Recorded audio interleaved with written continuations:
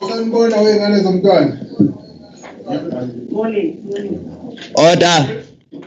Order, Madam Speaker.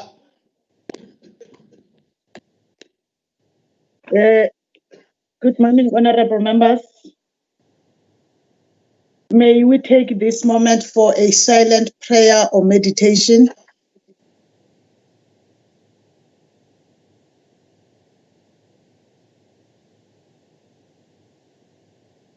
Amen. Good morning, honorable members. I want to acknowledge that I will be co-presiding with the chair of committees today. The next item on the order paper will be to make the announcements. Honorable members, you are reminded that this virtual sitting will be conducted in terms of the rules for virtual meetings read with our existing standing rules. In terms of Rule 6 of the rules for virtual meetings, the quorum requirement for virtual sittings of the House are provided for in the Constitution and the standing rules of the KZN legislature. Standing Rule 44 of the Standing Rules provides as follows. At least 1/3 of all the members of the legislature must be present to constitute a plenary meeting of the legislature. The rules for virtual meetings also define present as follows. Present means the attendance of a member in a virtual meeting by electronic means in a manner that allows the member to join and participate in the meeting. The Secretary has confirmed that we have the required 1/3 of members present in order to commence with the virtual sitting. The sitting is therefore properly constituted. Pari voting. Rule 7D of the rules for virtual sittings also state that the presiding officer must, before or at the start of the discussion on the matter, expressly inform members if party vote will be taken. In line with the above, honorable members, I wish to confirm that voting on the KwaZulu-Natal Special Adjustment Appropriation Bill 2020 will be done on a party-by-party basis. A party vote is a collective vote on behalf of all the members of a party present at this virtual sitting, up to the total membership of that party in the city.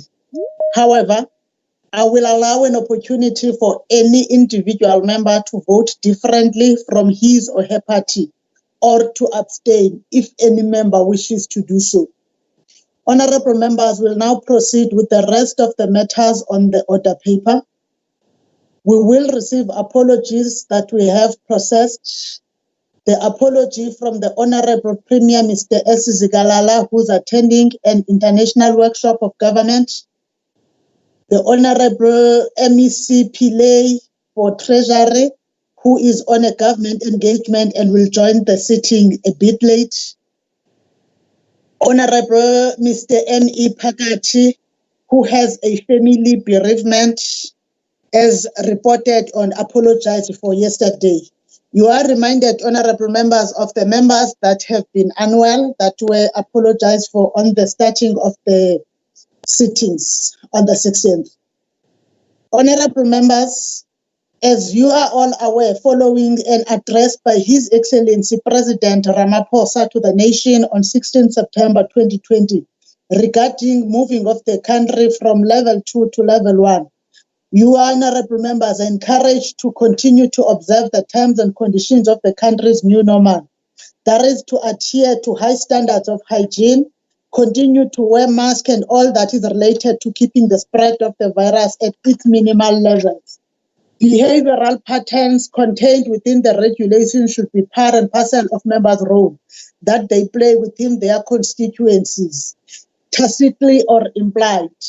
All South Africans are employed and duty-bound to ensure that the infection rates do not rise and are kept at a minimum, with a common objective to never see a relapse of the virus. This legislature is entrusting all of you as members to keep that within your constituencies and ensure that the virus is regulated, the virus spread is regulated in KwaZulu-Natal, and the spread or the second wave is not seen in the province of KwaZulu-Natal. Honorable members, we will go to the next order, which is announcements or reports by the Premier. Any announcements?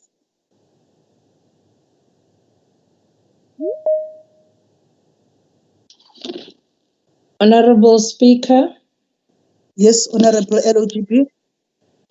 at this point, there are no announcements. Thank you, Honorable Speaker. Thank you so much, Honorable Dube Ncube, the leader of government business. We will now move to tablings. So far, we have received the following tablings that we want to put on record from the KZN Legislature Budget Performance In-Year Monitoring Report for the month of August 2020. The Finance Portfolio Committee report of the Finance Portfolio Committee on the KwaZulu-Natal Special Adjustment Appropriation Bill 2020. The Health Portfolio Committee report on the 2020-21 Special Adjustment Budget by the Chairperson or by the Portfolio Committee on Health, Arts and Culture, the report of the Arts and Culture Portfolio Committee on the 2020-21 Revised Special Adjustment Budget, Vote 15. Transport Portfolio Committee report on 2020-21 Revised Budget of the Department of Transport. Community Safety and Liaison Portfolio Committee report on the revised budget. Report of the Conservation and Environmental Affairs Portfolio Committee on the revised budget. Sports and Recreation Committee report on the revised budget. Honorable members and chairpersons, is there any tabling that might have not been submitted or noted before that an honorable member wants to make now? I am giving that opportunity to any honorable member that wants to make a tabling. No hand is raised. I will now move, honorable members, I will move to the next item. The next order is Kahle ngolaka somlomo. Aglonulaga. He did not raise the hand, the honorable member, but now I can see it's honorable. You mention your name. If you are in a position where you cannot raise your hand, you mention your name for the record because this is a recorded session.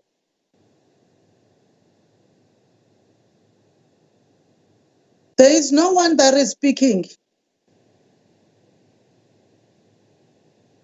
Honorable Nkosi, you are not audible.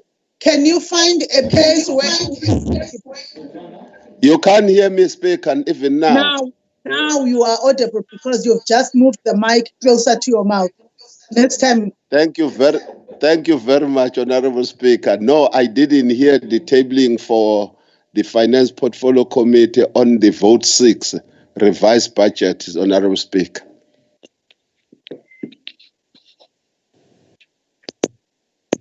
Okay. We are now noting that tabling.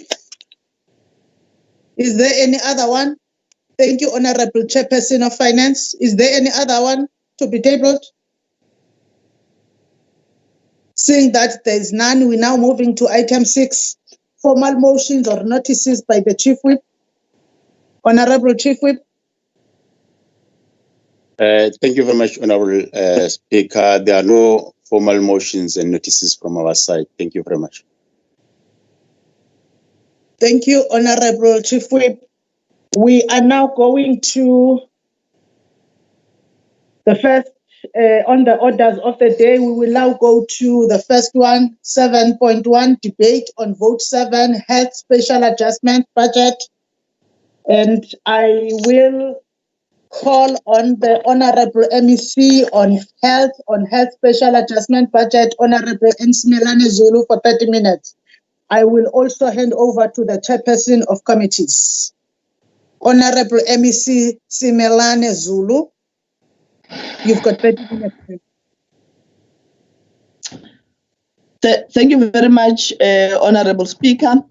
Honorable greetings to the Honorable Premier, Honorable Sehlezi Galala in absentia, Honorable Leader of Government Business, MEC Dube Ncube, fellow members of the Executive Council, Chairperson and members of the KZN Health Portfolio Committee, Honorable members of the KZN Legislature, nabo bonke abantu abasilalele emakhaya, yafisa ukubingelela naku inhloko yomnyango uDokotela uSandile Shabalala. DDG Dr. Muji no CFO Ubabushi and the esteemed citizens of KwaZulu-Natal and visitors following these proceedings online. Speaker, this is one of those extraordinary occasions where we present to you the special adjusted budget speech for the 2020-2021 financial year.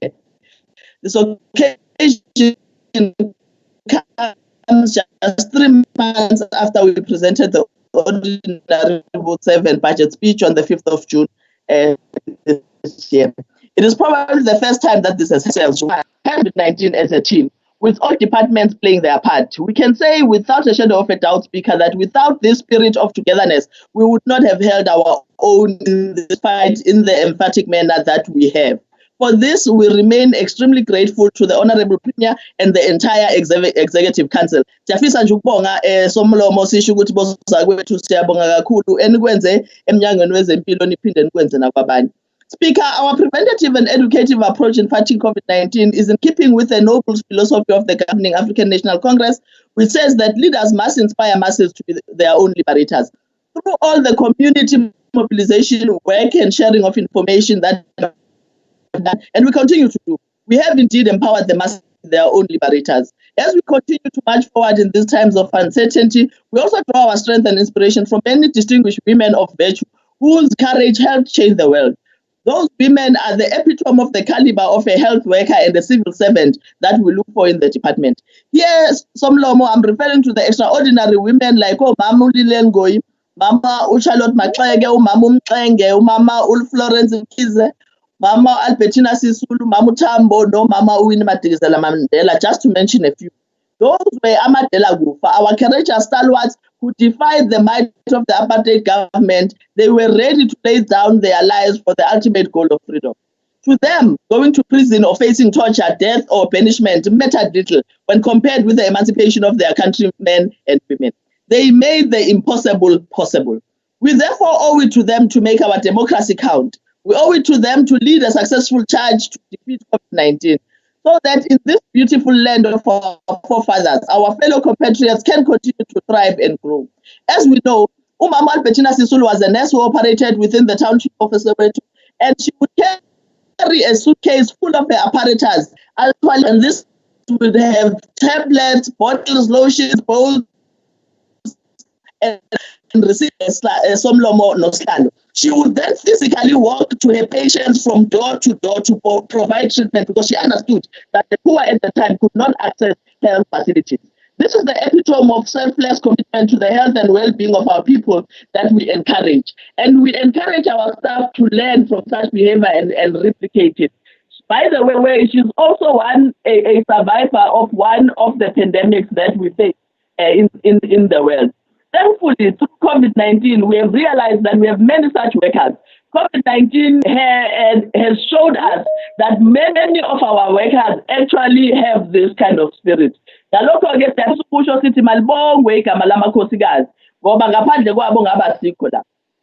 recap on the history of COVID-19. Somlomo, we all know that COVID-19 started in the province of Wuhan in China in December, and on the 30th of January, the World Health Organization declared it a global public health emergency. And on the 5th of March, South Africa registered its first case of COVID-19. Etantaye too were the first province to actually get this case, but it was the first case in the country as well. And this happened to be in Hilton, just outside Pietermaritzburg. Within 2 days, as a country, we had registered the first 10 cases, and all of whom also happened to be in the province of KwaZulu-Natal. Needless to say, the country was shocked. On the 11th of March 2020, having infected more than 118,000 people and killed close to 4,300 globally, COVID-19 was declared a global pandemic by the World Health Organization. Having seen the mass infections and deaths that were taking place in other countries like Italy, Spain, England, and so forth, the government of South Africa had to act and act fast in order to ensure that we do not suffer a similar fate. Within this period, President Cyril Ramaphosa introduced the risk-adjusted lockdown strategy, which started at 5. The spread of the virus while buying time to create capacity for that country's health or for our country's healthcare system for it to be able to cope with an outbreak of the virus and not collapse under the pressure. It is now common cause, Speaker, while the national lockdown did indeed buy South Africa some time, it also unfortunately brought results that were negative, in a sense that people lost jobs, livelihoods were lost, and other people were unable to continue with their lives as normal. We as the healthcare sector also had to take very difficult decisions, including prohibiting visitors to hospitals, because we understood that this is how the virus was moved around. This effectively meant that some people lost their lives, their loved ones, without having had the opportunity to visit them or say their farewell, which took an emotional toll on our society. We acknowledge that. However, we were forced to take that decision. Today, barely 9 months after the disease was first discovered across the globe, there have been 30 million COVID positive cases in the world, 945,000 deaths, and 21 million recoveries. Here in South Africa, the cumulative number of detected COVID-19 cases is at 655,000, with 2,128 new cases identified yesterday. And yesterday, the number of COVID-19 related deaths in the country stood at 15,772. The province of KwaZulu-Natal, we have registered 117,000 confirmed cases, with 6,892 of them still active. Unfortunately, we have lost a total of 2,478 compatriots, and yesterday we only registered 236 cases. Speaker, this is the kind of impact that COVID-19 has had on our lives. Most of the plans that we had to be put on place, both as individuals and as government, had to be put on hold so that we can rearrange our priorities in order to save lives. Earlier this year, a modeling exercise by the Modeling and Simulation Hub Africa from the University of Cape Town projected that the country has more than 1 million COVID-19 infected cases and at least more than 40,000 related deaths by the end of November. Of course, other projections indicated that the country was going to have up to about 13 million infections by November 2020, and we were told that we're at risk of running out of ICU beds in the country as early as June 2020. For KZN, the projections were that COVID-19 infection rate would reach between 250 and 300,000 by mid-July, and the province needs 8,000 ICU beds by the middle of August. Other projections were that there would be more than 8,000 in the province of KwaZulu-Natal by September. Our planning was therefore largely informed by these modeling exercises, and we also did not want to be caught in. Confronted by these harsh possibilities, we then had to prioritize the capacity to accommodate the projected demand, human resources, equipment, and bed space to accommodate patients for quarantine and isolation for periods. These interventions were implemented to ensure that COVID-19 peaks. To ensure that when COVID-19 peaks, we are able to respond effectively and adequately in order to avoid a complete disaster as in other countries. Speaker, we wish to pay tribute to the frontline health workers. In the history of the world, almost every generation has had to deal with significant changes in how society develops. There are many examples I can use: the Spanish flu between 1918 and 1920, the struggle against apartheid, and recently the war that we had to wage against HIV. And this generation, we clearly were not going to be spared. And our pandemic became COVID-19 in 2020. We are therefore acutely aware of the pressure, fear, and anxiety that our frontline staff workers have had to face while dealing with an invisible and unknown enemy in the form of COVID-19.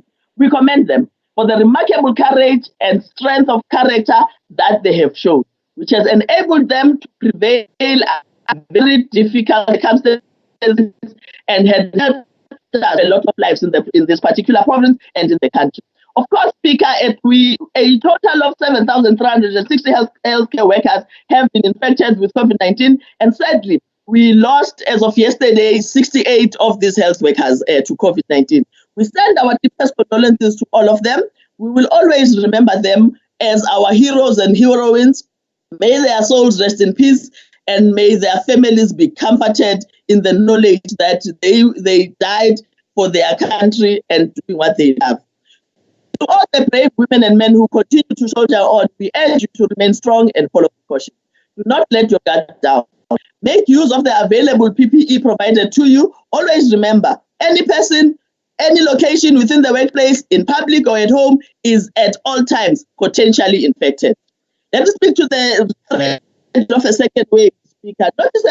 The noticeable decline in the rate of new COVID-19 infections and deaths, particularly in KwaZulu-Natal, is a welcome development given the unprecedented threat of destruction and personal suffering that COVID-19 caused across the world, including in our country, and 89.4%, while that of the province stands at 92%. However, we have observed a number of people within our province who fail to adhere to the COVID-19 precautions and protocols. Recent developments across the world reveal a sense of panic and mayhem that grips a number of countries when the second wave arrived. Here we are speaking about India, the US, Spain, Vietnam, New Zealand, Brazil, South Korea, and a few other countries. A country like Brazil, by the way, this second wave, when it comes, it seems to be much deadlier than the original one. A country like Brazil, which is similar to South Africa in many respects, and also received its first case around the same time as us, has also been affected with the second. Brazil's death toll climbed past 127,000 deaths, and they had 4.15 million COVID-19 cases. Its neighbor Peru recently experienced a surge in COVID-19 as well, with the infections approaching 700,000, with a death toll of nearly 30,000. We need to be worried and be careful indeed. The message is quite clear. The more citizens violate the rules of conduct and precautions introduced to curb the pandemic, the greater the risk of such a second wave. In South Africa, we ourselves are at a crossroads, and we can either go back to the old normal and suffer a potentially more devastating outbreak of new infections and deaths, or we can embrace the new normal and write our own destiny by practicing self-discipline and self-control. We are headed to level 1 of the national lockdown. We need to always remember that COVID-19 is still lurking around, and we must take precautions. The spreading of COVID-19, Somlomo, is very easy. We just need to follow 3 steps. Actually, easy as ABC, easy as 1, 2, 3. We need to wear our mask, wash our hands, and always maintain social distancing. And if we do that, we are going to be able to save lives. We are also extremely grateful to all citizens who have abided by these precautions. They are the ones actually who also contributed in ensuring that we don't face a total disaster as a country. Let me speak to flu clinics, Speaker. A crucial part of our COVID-19 strategy was the establishment of what we term flu clinics at our facilities. The rationale behind this concept is to enable the screening of all patients at the point of entry, right at the facility. Those who present with symptoms of COVID-19 or those with a history of being exposed to the disease are then sent to the flu clinic after the screening for a comprehensive investigation. After this, the patient is then referred to the appropriate level of care. Some of them would then be treated as patients under investigation, while others will continue to be treated as normal patients. This system is a crucial part of infection prevention and control, which is what we call IPC, as guided by the World Health Organization, and it ensures that there is no mixing of COVID positive or negative patients. The majority of our facilities have been able to set up their flu clinics properly. In fact, when we conducted our visits to the province, to the rest of the province, and looked at what all the other facilities were doing, we were quite impressed to find that the majority of them have been able to establish these flu clinics within their own facilities without having to add finances. I'll give you an example of Edendale Hospital, Murchison Hospital, Ladysmith Hospital, to name just a few. That is not to mean that others did not do this. I'm just giving an example here. And most of them were able to actually implement this within their own infrastructure. Of course, those that did not have the infrastructure were able to make alternative arrangements that are acceptable. Needless to say that what took place at Northdale Hospital was not acceptable. Where patients were being screened in a tent that had an open and was only meant for screening and not to function as a flu clinic. We conducted a preliminary that made it clear that there was a problem with management, and we subsequently suspended management of that hospital and put in a temporary management structure while we continue to deal with the matter. And the intention here is to ensure that consequence management is implemented at every level. Let's go to the finances of COVID, the impact of COVID-19 on our finances. The original budget allocated to the Department of Health was 48.058 billion rand in the 2020-2021 financial year. In response to COVID-19, we have had to undertake a number of special adjustments to our budget and rearrange our priorities. Firstly, we have had to reprioritize and move 1.2 billion from the original 48 billion rand. Within that amount, a sum of 89 million rand was identified as savings against compensation of employees in Program 4. And as we all understand, that is always the first savings that we are faced with, where we are unable to fill the posts due to the economic hardship that we face. This funding was reprioritized to Program 1 to fund COVID-19 pressures such as increased advertising communication, as well as the purchase of motor vehicles that we needed for tracing and screening of those that were positive, COVID-19 positive.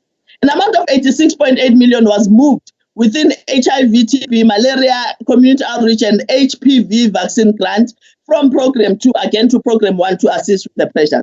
In addition, the department reprioritized 400 million within buildings and other fixed structures for planned projects that had not commenced. In other words, we stopped those projects that had not commenced. These funds were repurposed for the construction of temporary isolation and quarantines. These funds were repurposed for the construction of isolation and quarantine sites. Some of these will be temporary, and again, the movement of the funds was within the infrastructure budget. And to the additional funds received by the department. The department also received an additional allocation of 5.082 billion in respect of both equitable share and conditional grant funding. This includes budget cuts in other departments, unfortunately, provincial cash resources and amounts received from the contingency. The increase in allocation was to fund COVID-19 spending pressures, such as the need to provide additional healthcare staff, PPE, provide enough medication, laboratory testing, medical equipment, medical supplies, among other things. The department's conditional grant allocation was increased by 585 million, which is broken down as follows. I think members can go through the breakdown as we've indicated there. Out of this 446 million, 305 million was allocated against compensation of employees for the additional appointment of enrolled nurses, professional nurses, for contact tracing, screening and testing, and for resources that we needed within our own facilities. The rest of the budget was allocated to the National Health Laboratory Services, goods and services, and training of our staff. We would like to, let me speak to the PPE. Speaker, I would like to emphasize that within the healthcare sector, personal protective equipment is a basic tool of trade.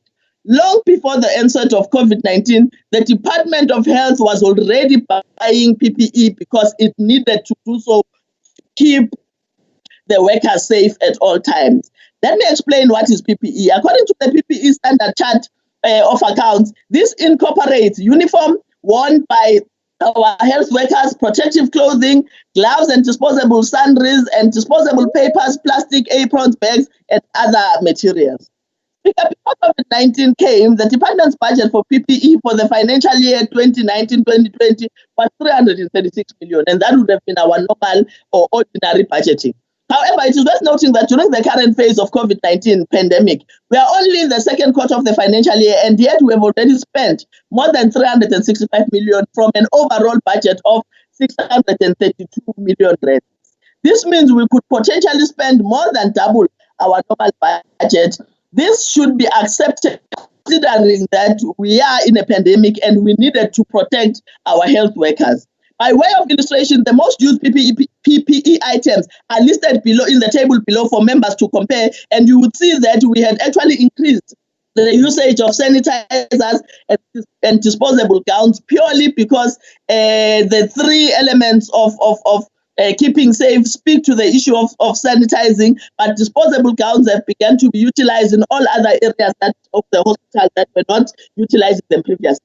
Among other items that we've spent monies on are linen, pharmaceuticals, oxygen in critically ill and severely ill patients, and where we needed to actually add oxygen points, food services, which we spent 1.8 million on, and this also speaks to the temporary facilities where we didn't ordinarily put, or where we had not ordinarily budgeted that we needed to get these services in.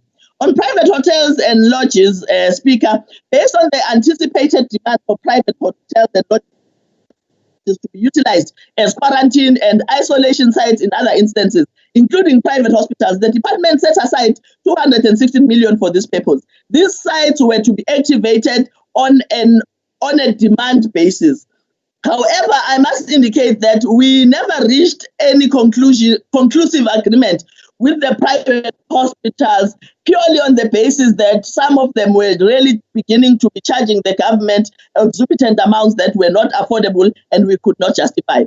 Of course, one needs to explain that there is one private hospital that had offered the department a free utilization of its bed space should the need arise. And we really appreciate that because it really came as concerned citizens wanted to contribute to the fight against COVID-19. A total of 13.8 million has been spent on the activated sites, with commitments right now amounting to 25.9 million. Other goods and services activities include the related expenditures such as increased security and cleaning services. Personnel was allocated 54 million rands. Outsourcing of laundry services in isolation and quarantine sites was budgeted 6.5 million rands. 2.8 million has been spent on cleaning materials for the isolation and quarantine sites. 21 million rands was allocated for the procurement of thermometers, and out of 829 million rands allocated to medical waste, so far we have utilized 765 million rands.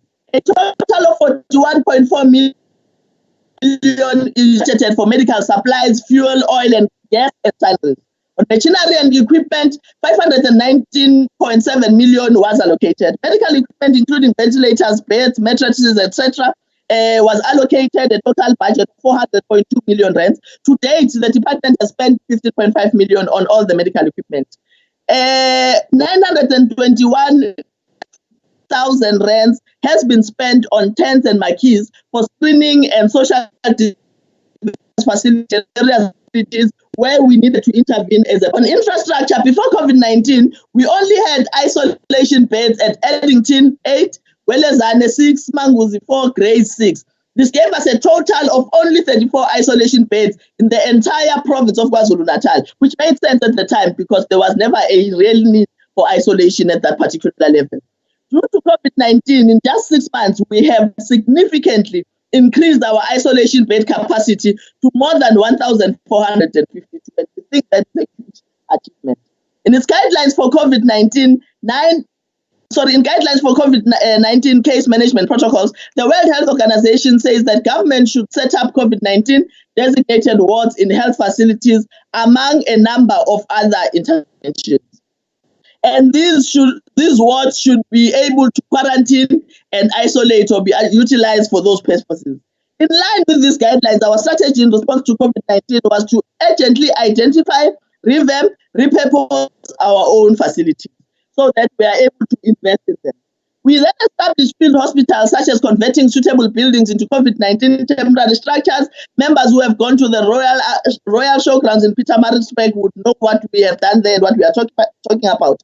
We also decided to erect temporary structures within our own facilities. We did this because this way, these facilities became easier to manage and they increased capacity within our own facilities, while also allowing patients to be closer to clinicians, whereby a patient will easily access the next level of care should it be required. In this regard, we have invested significantly into our infrastructure development by repurposing and upgrading at least 13 healthcare facilities in the province. We've erected 4 field hospitals dedicated, which are linked to our own hospitals. It is worth noting that we have managed within just a few months to improve the number of isolation beds from 34 to 1,452. Working on an average of 500 beds per hospital, ngempela nasibuka nje ngathi sakhe ibhedlela eziwu-3 or more than that. Into enhle-ke nesijabulisayo ngalokhu ukuthi ibhedlela eziningi sikhuluma ngazo zisey'ndaweni zasemakhaya. Sikhuluma ngo-St. Francis, isibhedlela iShilowa, iManguzi, iRichmond. Ngenza iy'bonelo nje lana sihlalo kodwa ziningi ey'khona impela. Now, on EMS and maintenance hub, notably, we have also built wash bays in most of the revamped hospitals because these were needed for COVID-19. This also proved opportune in giving us emergency medical services facilities, which were always needed. So, invest.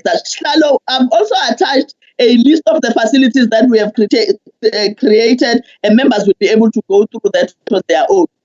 What we are happy about is that this investment will also assist us in preparation for the NHI. On human resources, Speaker, when we assumed office in May 2019, we found a department that had been effectively paralyzed by a chronic shortage of staff. This was due to the freezing of certain critical posts as a result of financial constraints. This has led to low staff morale and burnout as a result of overcrowding of our healthcare facilities.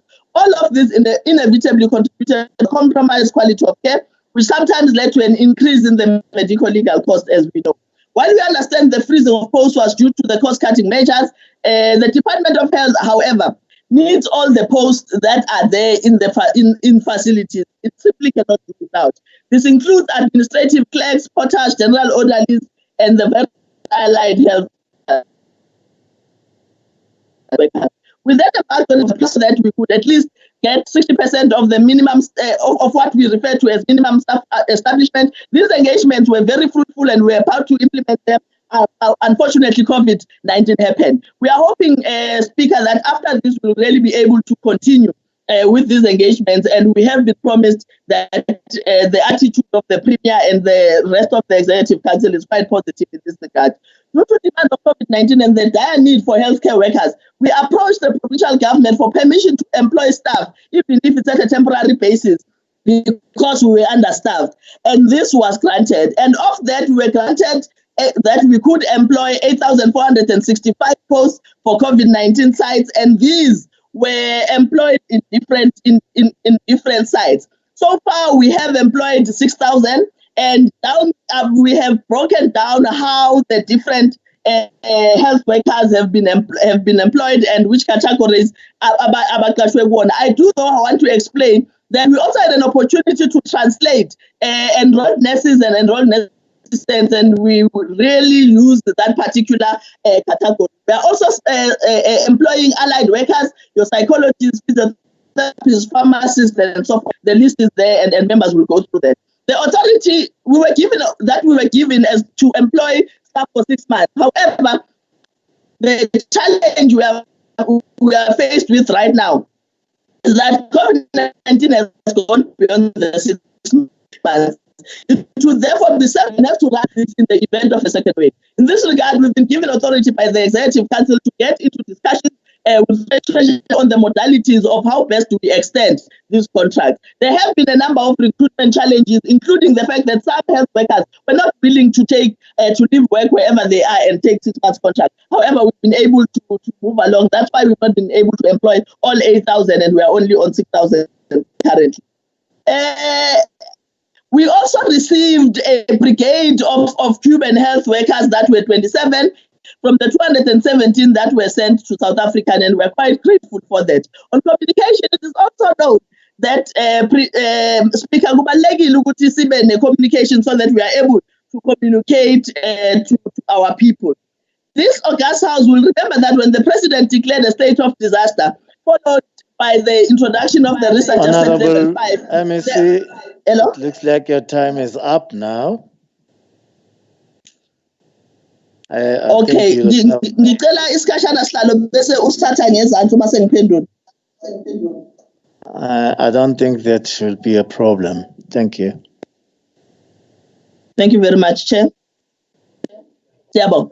as the government could not go out and engage with the public. Communication that became an absolute vital element of disseminating information. We did that and we utilized a number of strategies, which included engaging stakeholders, going out to the media, buying media space, advertising, billboards, and so forth. But in doing all of that, we also ensured that the messaging was always changed so that it became relevant as the COVID-19 progressed or evolved, so that our people always knew what we were dealing with. So we are quite excited about that, and we know that it actually bared fruits. And there was 47 million that was budgeted, or that was budgeted for communication in that regard.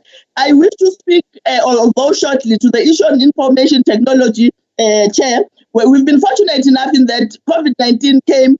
We had already started implementing the 4IR through our eHealth and eICU programs. Speaker, COVID-19 has propelled us into the fourth industrial revolution, which is driven by information technology. Of course, we'll remember that historically, the first industrial revolution was headed by textile manufacturing, second revolution by steel production and electricity. That industrial revolution came due to the rise of computers and digital systems. And the fourth industrial revolution is speaking now to the capabilities of both human beings and machines, where technology is now deeply embedded in our lives. COVID-19 has therefore pushed us into our new normal, which forces us to do most of these things differently and virtually. And therefore, we participated actively in the fourth industrial revolution, and it helped us a lot in the Department of Health. And I must indicate, Chairperson, that the majority of the programs and applications that we used in the departments are those that we were able to create from within. We did not have to spend much on them. We created a number of applications. The first one was tracking of COVID-positive patients and their contacts, effectively and efficiently track bed utilization and availability, and establish a clear geographical map of COVID-positive patients. Chairperson, needless to say, there are a number of programs that have suffered with the approach of focusing on COVID-19. Here we are talking about your Pilamtwana programs, medical male circumcision, condom distribution, and a whole lot more, because almost everyone in the department had to focus on COVID-19. But we have decided now that our numbers are going down, we are going to go back and make sure that we look at what needs to be done, so that we bring back our people and we ensure that our people are safe. We received a number of donations, Chairperson, of which we are very grateful for, and you know, I can read it. USAID gave us 208 ventilators. A number of organizations gave us masks. Tongat gave us sanitizers that were amounting to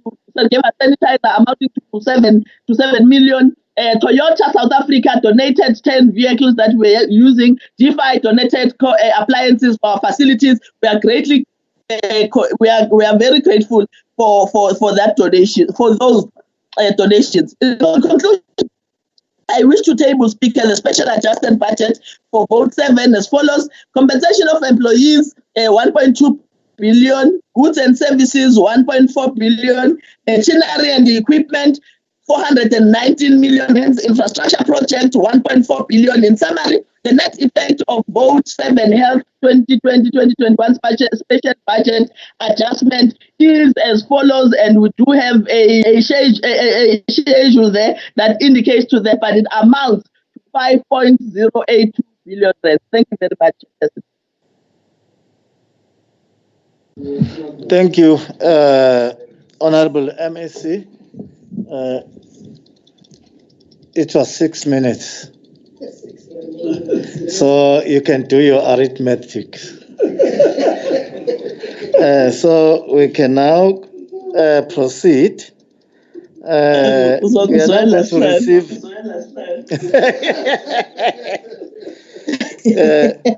We are now going to receive a report by the Chairperson of Health, Honorable N.R. Majola. Jolinkom.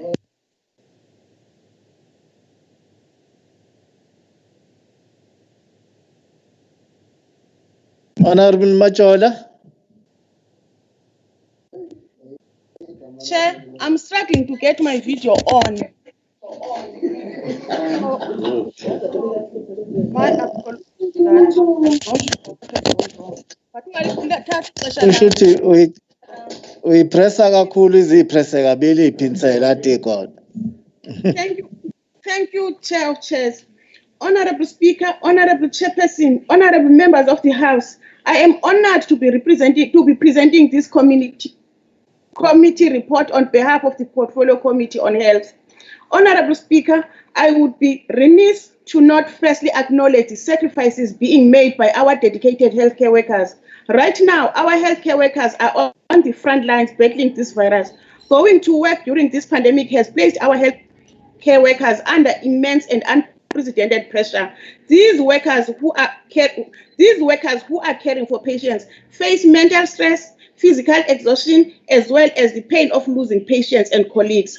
I wanted to acknowledge and thank these caring and hardworking individuals for all that they are doing. On behalf of the Portfolio Committee on Health, please accept our profound gratitude for your tireless efforts. Thank you for being on the front lines for us. Honorable Chair, as you are aware, we are faced with the challenges of the global pandemic that has forced our country to embark on the first ever nationwide lockdown. The COVID-19 pandemic has forced the government to impose measures such as social distancing, travel restrictions, and limitations on gatherings. These necessary measures have unfortunately had a negative impact on the country's economic activity and, in turn, the revenues derived from such activities. This pandemic has put a strain on our health systems and affected our provincial budget. It has forced the government to reprioritize and rethink its spending plans in the current financial year. Honorable members of the House, you are all cognizant of the COVID-19 Special Adjustment Budget, which was tabled by the Minister of Finance on the 24th of June 2020. This Special Adjustment Budget required immense budget reprioritization undertaken at the national and provincial levels. The reprioritization of the government funds allowed the country to repurpose resources with which to respond to the COVID-19 pandemic. Department of Health was duly funded, as it is one of the key departments at the forefront of the government's response to COVID-19. Upon listening to the briefing given by the Provincial Treasury, the members of the Portfolio Committee were made to understand that the department could possibly reprioritize 1.4 billion within its own budget. The committee also understands that the department's equitable share allocation was increased by 4.5 billion. The committee recognizes that the budgets which relate to compensation of employees, goods and services, buildings and other fixed structures, as well as machinery and equipment, were all increased. These funds have been allocated for additional staff and to provide for the requisite infrastructure. The department will also purchase equipment, linen, and the ICU beds. The committee noted that the health infrastructure budget was increased by 1.4 billion, most of which will be allocated towards upgrades for the construction of temporal isolation and quarantine centers. The department has also provided funding for the conversion of several existing facilities into isolation and quarantine centers. The committee was made to understand that approximately 6.5 billion was allocated towards Department of Health COVID-19 response as follows. The first one is 4.5 billion allocated to the department's equitable share. The second one is the conditional grant funding, 586 million, and the 1.4 billion the department will internally reprioritize. In my last budget report, it was noted that the department needed to make immediate operational movements in the areas such as infection control, as well as the supervision and care of community members as they visit facilities. The committee emphasized the need for facilities to ensure compliance with social distancing guidelines in order to improve the safety for both community members and the dedicated health care workers who are assisting them. I also touched on the successful engagement we had with our stakeholders. I am encouraged by the continued communication, cooperation, and involvement we are having with our partners in the health sector. The committee have had robust and informative engagement with unions representing our dedicated workers, as well as the private sector health institutions. We will continue to engage with this important role key. The Portfolio Committee on Health has constitutional mandate in terms of Section 114, subsection 2B of the Republic of South Africa. read with Rule 122 of the KZN Provincial Legislature to oversee the performance of the Department of Health and hold it accountable. The committee tables this report in accordance with the provisions of the rules and orders of the KZN Legislature as an account of its oversight work done in respect of the adjustment budget for Vote 7 for the 2020-2021 financial year. In conclusion, Honorable Chairperson, the Portfolio Committee supports the 2020-2021 adjustment budget and the revised APP of the Department of Health, which incorporates the COVID-19 response. The committee notes that the department's financial needs are greater than its available resources, but encourages the department to maximize what has been made available to it and continue to diligently serve the people of our province. The committee noted that the annual performance plans, performance indicators, and targets have been revised to address the changes made to the budget. The total number of performance indicators in 2019-20 were 155, and 65 were not included in the current financial year. The APP stipulates that there were 211 performance indicators. Of these, two were removed, and there were 6 additional indicators in the revised APP. 22 indicators had their targets revised. There are currently 215 performance indicators in the revised APP. As chairperson of the Portfolio Committee on Health, I would like to commend the hard work, bravery, and dedication of the MEC, Honorable Nomagugusimelane Zulu, and again thank all the healthcare workers. I would also take this opportunity to thank the MEC, HOD, Dr. Shabalala, management, and officials of the department for their cooperation. I further extend my gratitude to members of the Portfolio Committee for their commitment to the committee and constructive contributions. Lastly, the committee thanks the support team for all the support rendered to the committee. I thank you, Chair.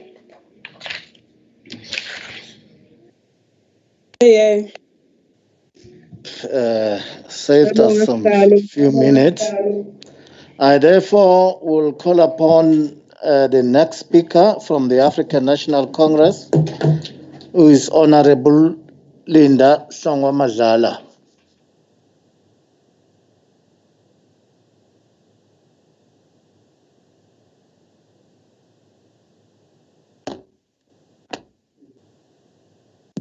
You'll be speaking for 9 minutes. Thank you, Honorable Chairperson and honorable members of the legislature, the people of KwaZulu-Natal that follow us on social media, receive our fraternal greetings this morning. We particularly honor our healthcare workers who were in the front of weathering the storm. We equally pay tributes to the families of the departed ones, and we are praying for their comfort at this very trying time. We salute our social partners, the private health institutions whom we have grown a close relationship with that prepares us to advance towards universal health coverage collectively and with good understanding. The COVID-19, Honorable Chairperson, has come and it is subsiding now, but we must still be careful because there are still new cases recorded. Like yesterday, we recorded 2,128, KZN recorded 237 new cases, and so far KZN has 117,100 cases confirmed and 2,469 deaths in total. It has been a very trying time for all of us, Honorable Chairperson, and we really would like to thank the leadership of our Premier, his government, for ensuring that we overcome this deadly virus. It could have been worse, Honorable Rogers, Honorable Virana, had the President not instituted the lockdown. The ANC welcomes the budget estimates as presented by the MEC today. The reprioritization of budget 2021 amounting to 1.2 billion towards the fight against the pandemic. The department received an additional allocation totaling 5 billion in respect of both the equitable share and conditional grant funding. The Department of Health, Honorable Chairperson, promises to deliver optimal health for all persons in KwaZulu-Natal. This vision is only possible through a sustainable, coordinated, integrated, and comprehensive health system at all levels, based on the primary healthcare approach through the district health system to ensure universal access to healthcare. The first global symposium on health systems research held on 16th to the 19th of November 2010 in Montreux, Switzerland, highlighted that universal healthcare is one of the most widely shared goals in global health. The concept of UHC captures a common set of common values, equity, shared responsibility, and quality healthcare delivery, irrespective of ability to pay. The moral of the UHC is quality healthcare delivery, irrespective of ability to pay, and hence the African National Congress has brought this matter forward through the establishment of the NHI.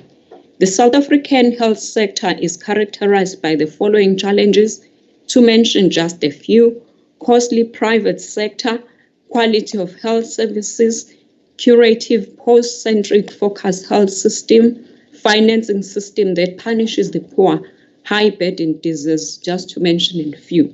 In its APP, the department acknowledges that some of the challenges experienced with universal health coverage include poor access to infrastructure technology due to server challenges, grassroots level technical support, and limited broadband access. Food services in the province faces the challenge with processes at a district level, including the monitoring and reporting of performance. The infrastructure, maintenance, and HR resources constraints impact on the department's ability to deliver food services that is of good standard. Honorable Chairperson, the departmental policies are often not costed, not developed in consultation with transversal program, and not driving the change in strategies. The medical scenes, overstocking of medication, theft and incineration, moonlighting continue to be a challenge in optimally using resources in a financially constrained environment. The management of healthcare risk waste has also been found to be a challenge as a result of prescripts not being complied to. There is also poor response to outbreak investigations, and we think this is an indictment to the Department of Health. We are urging you, Honorable MEC, to rein on these issues as they form a baseline for a strong and quality health care in our province. We can no longer afford a laissez-faire approach, mediocrity, poor leadership and management, and mismanagement of resources. We are urging you, Madam Speaker, on behalf of the ANC, that the Department of Health should not be treated like other departments who are not necessarily labor-intensive.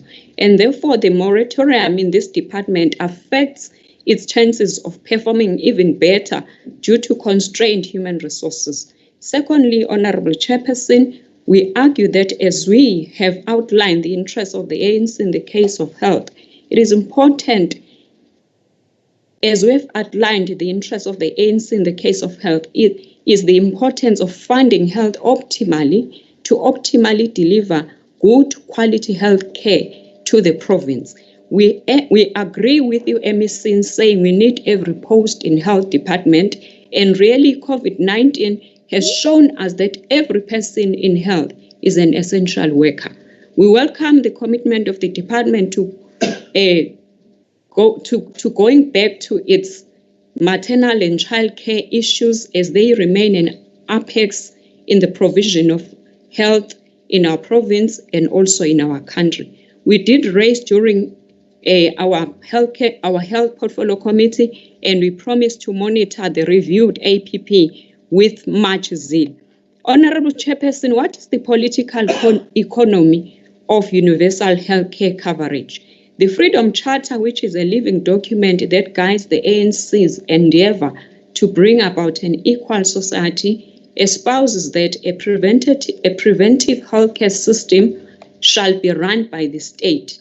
Free medical care and hospitalization shall be provided for all, with special care for mothers and young children. In our case, as a developing country, the debate on universal health care should shift from the perceived expense of coverage to its value in nation building, and from concerns about current government expenditure to the value of investment in the country's future. This argument is built on accepted arguments for investing in education and acknowledging the debilitating cost of chronic disease as well as epidemics to long-term economic growth and social stability.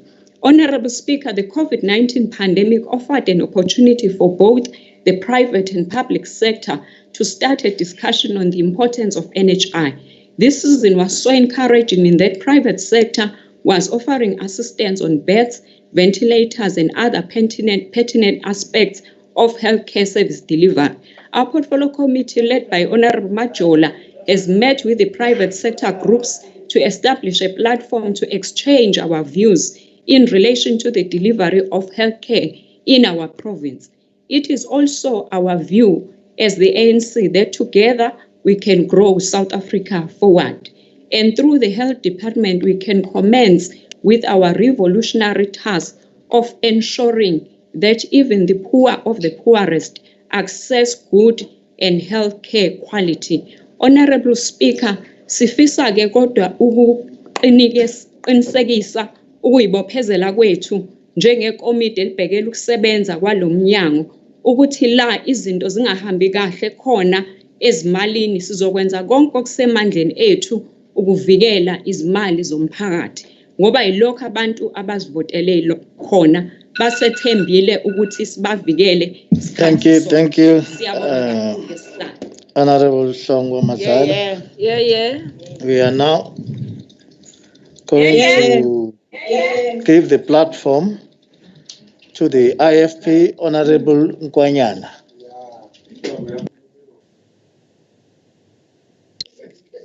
Yeah. Go.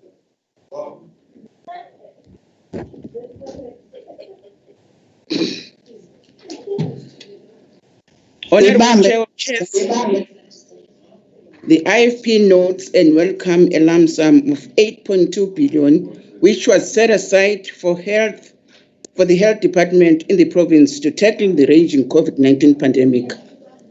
We commend the efforts of the department in the provision of personal protective equipment, that is PPE, ventilators, additional staff, ICU beds, and additional infrastructure.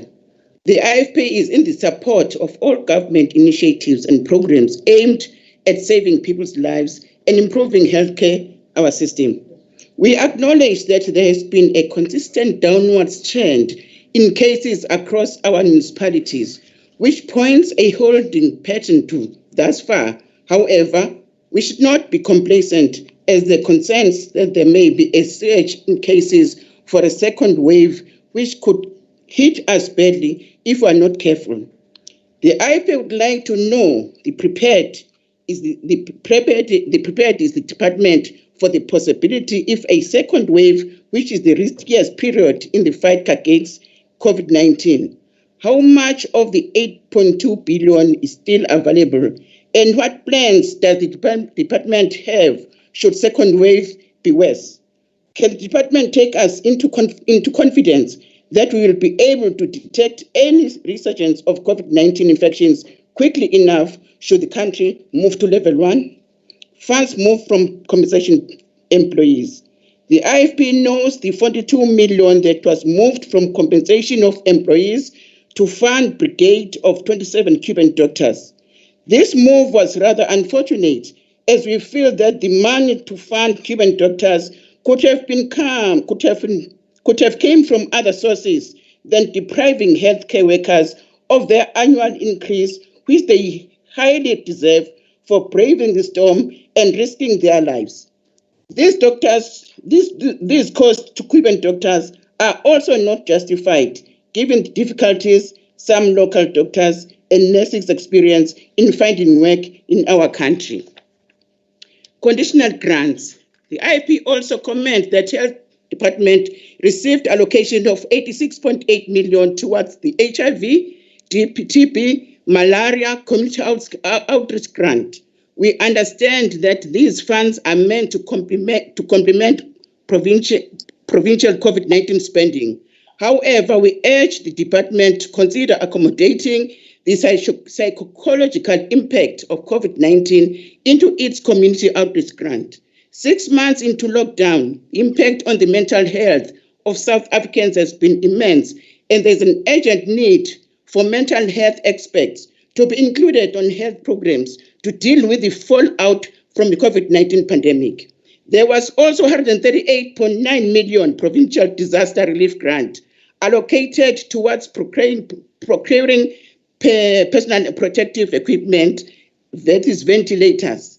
But it is shocking that we still receive reports that there is a shortage of PPE in some healthcare facilities.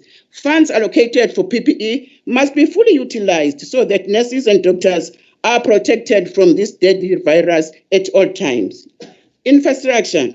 The reprioritization of the baseline allocation of 400 million on planned infrastructure projects seem to be a big stumbling block for the Department of Health. COVID-19 pandemic has already exposed the shortcomings of the department on the severe lack of infrastructure. Millions of rands had to be directed towards hotels that were used as quarantine sites. Those millions can now be used for critical infrastructure projects. Lack of facilities saw the department resorting to installing tents to accommodate COVID-19 patients in Pietermaritzburg, Durban, and other areas. Again, the department had to convert existing wards into quarantine and isolation sites because it lacks adequate infrastructure. In many municipalities, clinics still do not have shelters to accommodate patients. It is therefore unfortunate that critical infrastructure projects had to be halted to focus on COVID-19 infrastructure. However, we welcome the announcement that since COVID-19 numbers have gone down, the 11 field sites will no longer be built. Programs such as maintenance of hospitals, capital projects, replacement of asbestos roofing, supply of 81 light delivery maintenance vehicles, and all other critical programs should now be prioritized again. Beyond COVID-19, we call upon the Minister of Health, Nomagugu Zulu, to provide clarity with the plan to move forward since the COVID-19 storm is past. How much money would be saved from cancelling programs and how those monies will be directed into other programs? It would be good to have a clear picture on when can expect infrastructural projects to commence again. The resources that have been procured, such as vehicles used for contact tracing, what will be the reutilization plan so that communities without clinics closer to them benefits for them. We do not want to see critical resources being idle and misused post-COVID-19. We are of the view that the infrastructure that relates to COVID-19 should be utilized even after COVID-19 because even now we are faced with infrastructure challenges in many communities. It is no use to spend billions of rands to infrastructure that will be demolished once the COVID-19 is over. People still need to be accommodated to that infrastructure. Staff issues. The IFP notes that a large portion of the cost related to additional staff such as ICU staff, doctors, nurses, and tracing teams at a cost of 3.2 billion. We commended the provincial government to work tireless to save lives. The IFP is concerned about the delay on filling some vacant posts, as it has been the case with the newly built hospital, Prestige Saga Seme Hospital. We further note that more temporary staff were employed during this time of pandemic. The IFP urges the MEC to ensure the staff remain employed full-time to deal with the healthcare staff shortage. The shortage of staff has been the great challenge for the health sector in KZN for years. We'd like this department to expedite the recruitment process so that this problem can be resolved in order to address the core concerns across the province. The IFP urges the MEC to ensure that temporary staff working during this pandemic is considered for full-time employment even after COVID-19.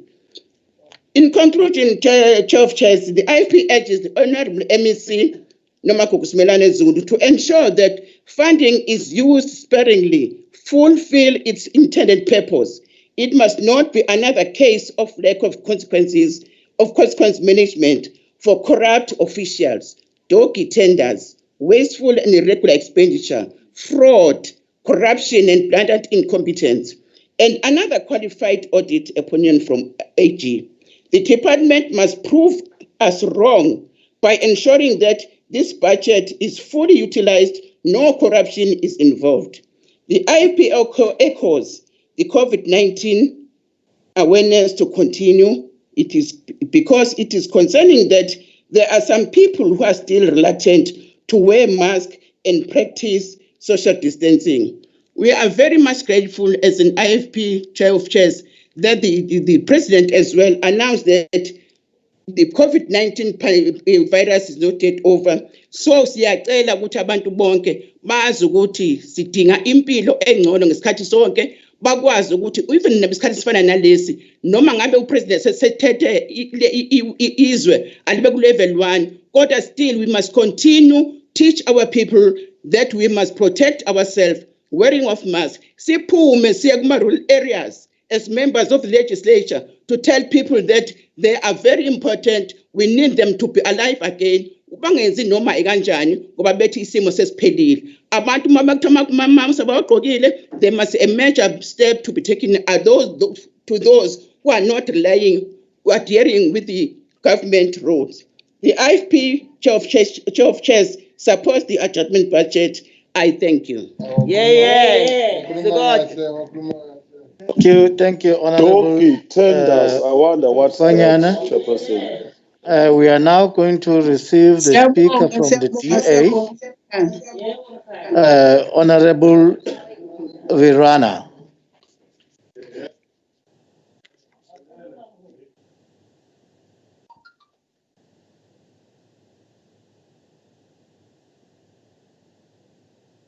Thank you, Chairperson.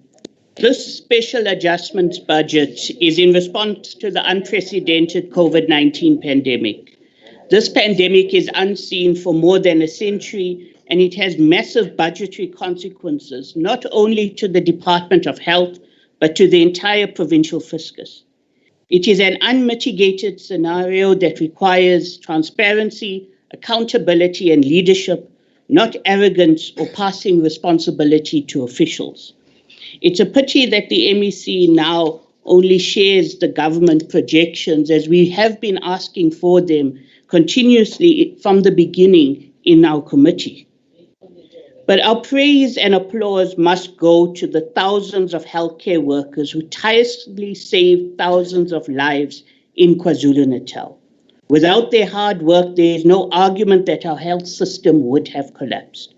They worked through the fear of getting infected and taking the virus home to their families, and KwaZulu-Natal's recovery rate is due to their sacrifices. They worked through the PPE shortages and concerns of quality, overcrowded COVID-19 wards, and chronic understaffing. Despite precautions, however, there were 6,062 infected healthcare workers with 69 deaths.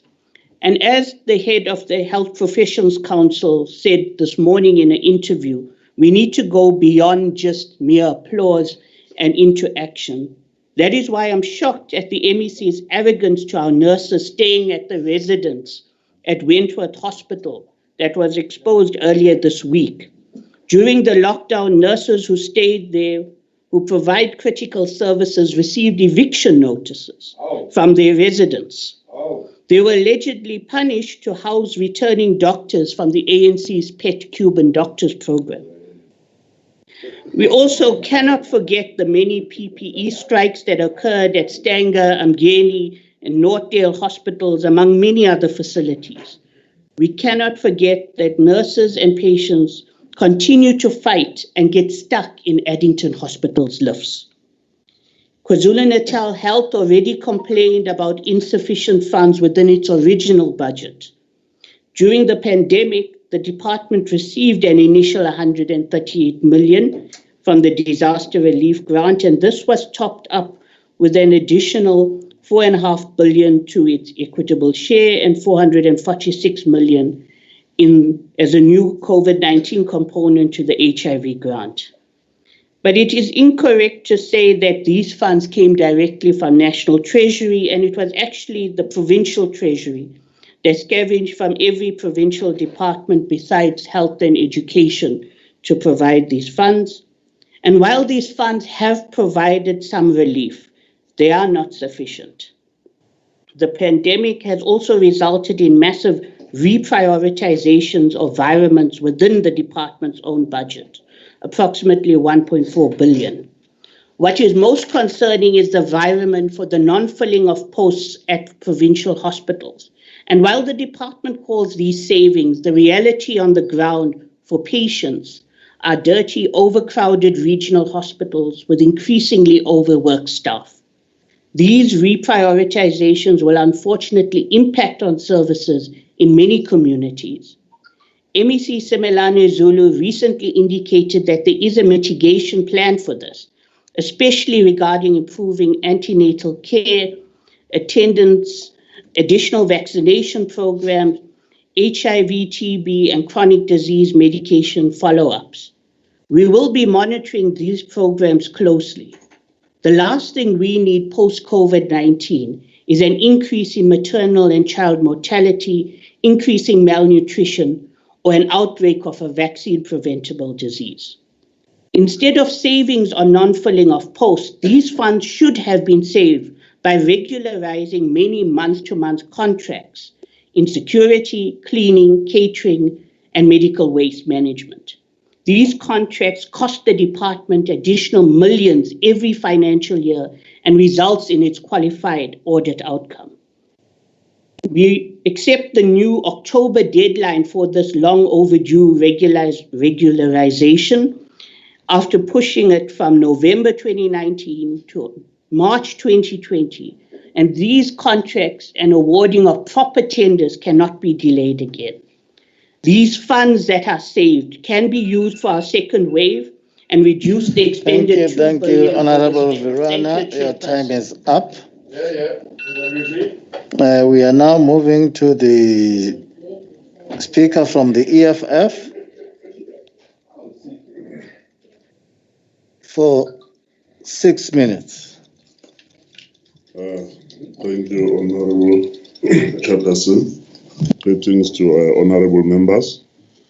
We as the EFF found ourselves confronted with a health report that acknowledges that we have been fighting a deadly pandemic, but that equally ignores the rampant pandemic of corruption occurring in the name of the COVID relief, especially in the Department of Health. The procurement disclosure document exposed very concerning information, particularly the inflated cost of equipment, goods and services, and the lack of qualitative control and ethics amongst those charged with the responsibility of handling state funds and saving the people of KZN. The main appropriation of the Department of Health was 48 billion, matches that were consistent with the depth of work required to decentralize medical assistance and offer a quantitative improvement of health. However, COVID-19 pandemic resulted in the department having to undertake the following special adjustment budget changes in response to the pandemic. Reprioritization of 2021 budget in allocation amounting to 1.2 billion towards the fight against the pandemic, though financially necessary considering the depth of the challenges confronting KZN Health and its maladministered department. However, the department's additional allocation totaling in 5 billion in respect of both the equitable share and conditional grant funding is a cause for concern amidst the entire department, right up to the MSc of KwaZulu-Natal Health, where there is no accountability or action for any of the questionable decisions made around the state funds.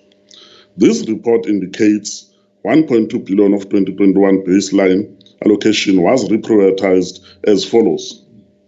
That was 89.6 million from compensation of employee savings and 86.8 million movements within the HIV, TB, malaria, community outreach and HPV vaccine grants, and 670 million from repurposed functions. 400 million prioritized within buildings and other fixed structures. Again, based on the costing model and facility medical equipment needs, funding for Shawl under medical equipment is estimated at 927 million. There has to be more investigation into the estimated and expenditure estimated. The abuse of the Disaster Management Act to undermine guiding system and procurement protocols cannot be tolerated. The following planned infrastructure project had to be halted to accommodate the implementation of COVID-19 infrastructure projects. Minor maintenance projects, replacement of asbestos, roof program, fencing program, except those on procurement stage. Supply of 61 light delivery maintenance vehicles and 11 district water carts.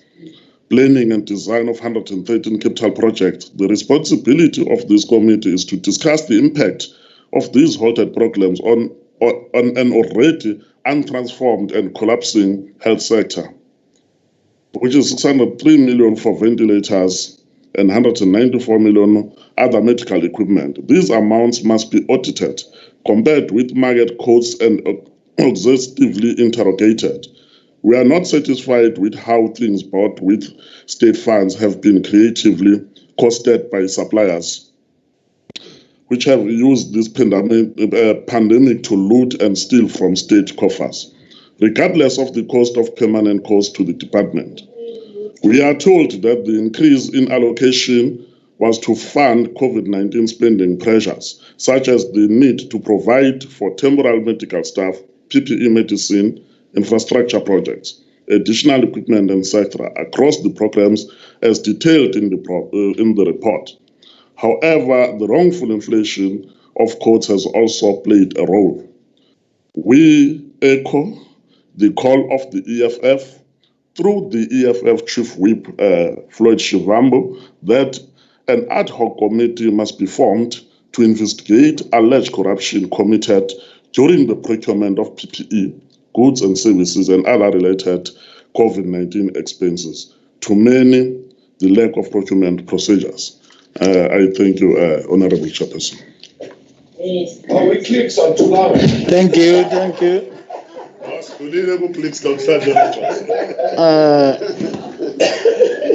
EFF, now we move to Honorable Mlocha from the Freedom Party for 2 minutes. Namanze kwakho sihlalo 2 minutes. Mhlonishwa mphathi sigqiki namalunga wonke. Sitha sedlulisa ukubonga kubo bonke laba basekhaleni lalolu bhubhane esibhekene nalo. Nakuba siqonda kahle ukuthi abacoshi ngisho i-danger allowance ekubeni kunama Cuban doctors ayimba ngamapiki imali. We support the adjustment budget with the following concerns.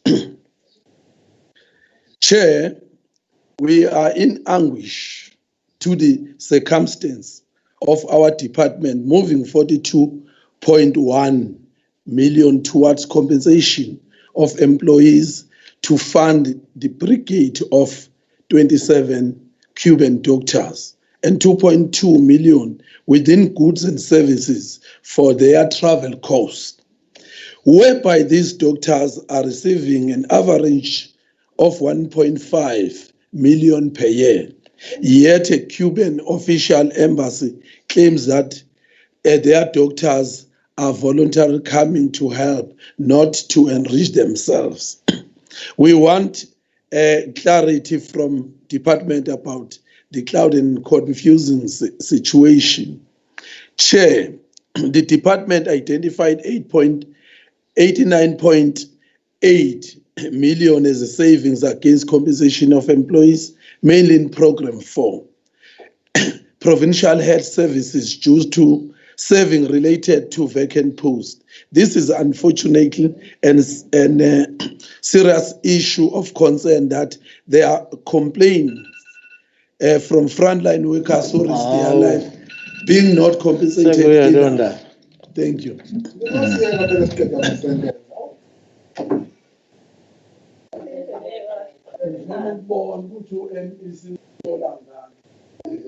We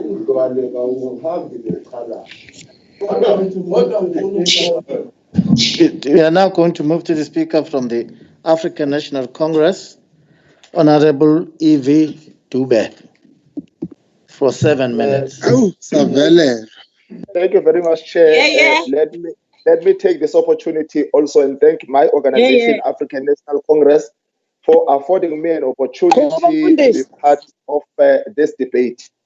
Let me read these words that were prepared when the 1994 health plan was presented to South Africa, formulated by the African National Congress. These are the words that were said by World Health Organization together with UNICEF.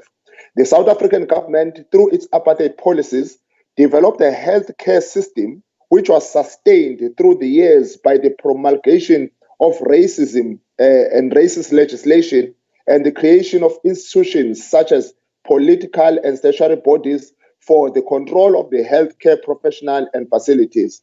These institutions and facilities were built and managed with the specific aim of sustaining racial segregation and discrimination in the healthcare. I'm saying this statement, Chair, so that we understand where we come from, where we are, and where we are going, because we do have a vision of this country, especially in health as African National Congress. One could pick up from the opposition when you listen to Honorable Virana and Honorable Seja that the speech of the MEC this morning has muzzled them and finished them off because it has touched all the things that needed to be touched and even the things that they thought we could not challenge as the Department of Health. I must say, Honorable Chair, that the free flow of information from the department is very commendable. I do not know what Honorable Virana is talking about in the elimination of information, because I was reading the newspaper this morning, even in Isolezwe, they've already updated according to what the president has presented in terms of the protocols that people must follow during the time of COVID-19. It has been such a difficult time for the department to collect the statistics daily, not only of the people who are infected, but equally so of the people who have met their demise. Even the death of those people who are supposed to be saving our lives. MEC, your response of the cries of PPE is very commendable, because province here to have not had a situation la abasebenzi beze babhoga wanga respond immediately to what they are complaining about. When you listen also to Honorable Seja, you realize Guti, he takes national politics by the EFF, set by whosoever, and try to bring it in our province, instead of saying, having seen what is happening in other provinces in South Africa, we are very appreciating it in leadership here held in KwaZulu-Natal under leadership ga Honorable Noma Kuku Simelane Zulu kanye no HOD wethu.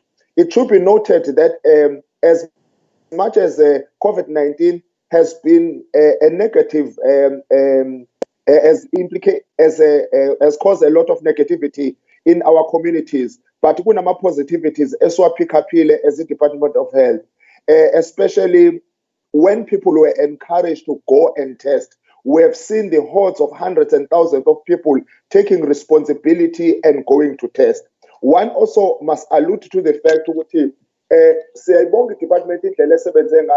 if you compare the numbers with other countries, as MEC was comparing, looking at places like maybe Italy, where you would have expected South Africa, when we are at about 600,000, deaths there are more than 30,000, but with us, it's far below that. And we appreciate the Department of Health is on top of things. People in general, especially those who have been identified with comorbidities, we must commend them. They took responsibility and stayed at home. And we have seen that that has caused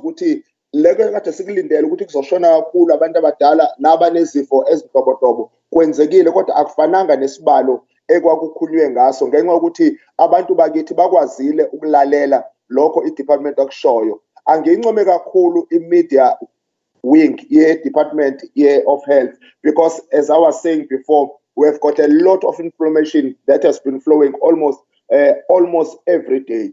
Indeed, the department needed to be capacitated. That we understand, and that is why we cannot be grumbling about how money is used. We'll always say we need more, because we are not talking about rands and cents. We're speaking more about the lives of the people. I was very fortunate Hlalo ukuthi ngibe omunye wabantu uhambele indawo se-Royal Show la i-department yethu ikade prepare khona isimo esingase senzeke esinzima se-COVID-19. It was very, very impressive with the team that we're going with to see how the place has been utilized, the level of efficiency and the level of excellency, and the nurses that are there who are dedicating themselves. And I know that every Tuesday we're told that they come out and dance Jerusalem just to bring inspiration upon themselves. It is amazing how much we have been able to avoid ukufa South Africa when we consider ukuthi we are amongst those countries who are very on top. HIV is very prevalent. But on top of that, we did not see as much death as the prophets of doom had predicted, especially those people who believe that the Department of Health in KwaZulu-Natal is not efficient. Ngineqiniso lokuthi ke MEC laba bantu owathi mawungena baba namazwana aziswana zokuthi ngeke ukwazi ukurana lo mnyango namhlanje bazovuma ukuthi amathe abuyele kaSifunga ngoba i-department ibonakala ikwenze konke Kazi babesho awuyabahle nawe baxoxela yena yedwa nje. Let me close by the words of my favorite poet, Baya Esho, who has written the following words. He says, "You may write me down in history with bitter, twisted, with bitter and twisted lies. Amen. Amen. Amen. Amen. ANC will rise again." We are now going to receive a speaker from the minority front, Honorable Takura Shpansi. Over to you for 2 minutes. Thank you, Honorable Chair. Honorable members, it is significant today that we all salute our COVID-19 martyrs, our frontline workers, nurses, teachers, doctors, police, and other civil servants for their commitment to saving lives. A joint commemoration of our heroes, Honorable Premier, as we are now on level 1, is only befitting. Honorable MEC, the MF's concern on level 1 is COVID-19 fatigue setting in, which needs continuous discussion in the social clusters and key portfolio committees. Simultaneously, the MF calls for post-COVID-19 recovery care centres to be activated. Just like we responded effectively to other communicable diseases like TB, so too we must avoid long bed utilization days with high cost implications in the long term. With respect to COVID-19, the MF recommends usage of the increased grant for communicable diseases in this regard. The MF further seeks regulatory clarity whether COVID-19 will be a notifiable disease, as the department has been silent on this. Yes, yet it has wide ramifications. The MF further requests in the revised APP that the department include an indicator for COVID-19 positive mothers and infants, as this will impact on other maternal and infant indicators. Similarly, the department needs indicators for governance structures, such as COVID-19 task teams, which requires monitoring. Honourable members, the MF requests a monthly running total on the COVID-19 project code expenditure in order to play oversight on the reprioritized and repurposed items which are not visible in terms of the economic classification budget tables. Finally, the MF applauds the Department of Health and all stakeholders who fought tirelessly to reduce the impact of COVID-19 on the health of our citizens. Yes, we have paid the price in terms of our economy, but health is wealth. We must now focus on rebuilding our economy. Honorable Takura Shpansi, budget. Your time is over. Budget report. Thank you. Siyabonga. Thank you. Let's move now to, okay, we have received an apology of Honorable Pagati of the ATM. Honorable Mangale, are you available? Honorable Mangale appeared to be not available. Sorry, Honorable Chair. We are now. Sorry, Honorable Chair. Are you Honorable? Okay, can you hear what you want to say? Yes, Honorable Pakati has asked. What rule? Sorry, Chair. What rule? It's not a rule, but Honorable Pakati had asked me to speak on his behalf and help. I don't know whether he's... Unfortunately, I don't have that provision. I don't have that provision in our rules and procedures. Because there's another party. I don't think another party cannot stand for another party. Yes. So we'll continue then to Honorable Virana of the DA for 3 minutes.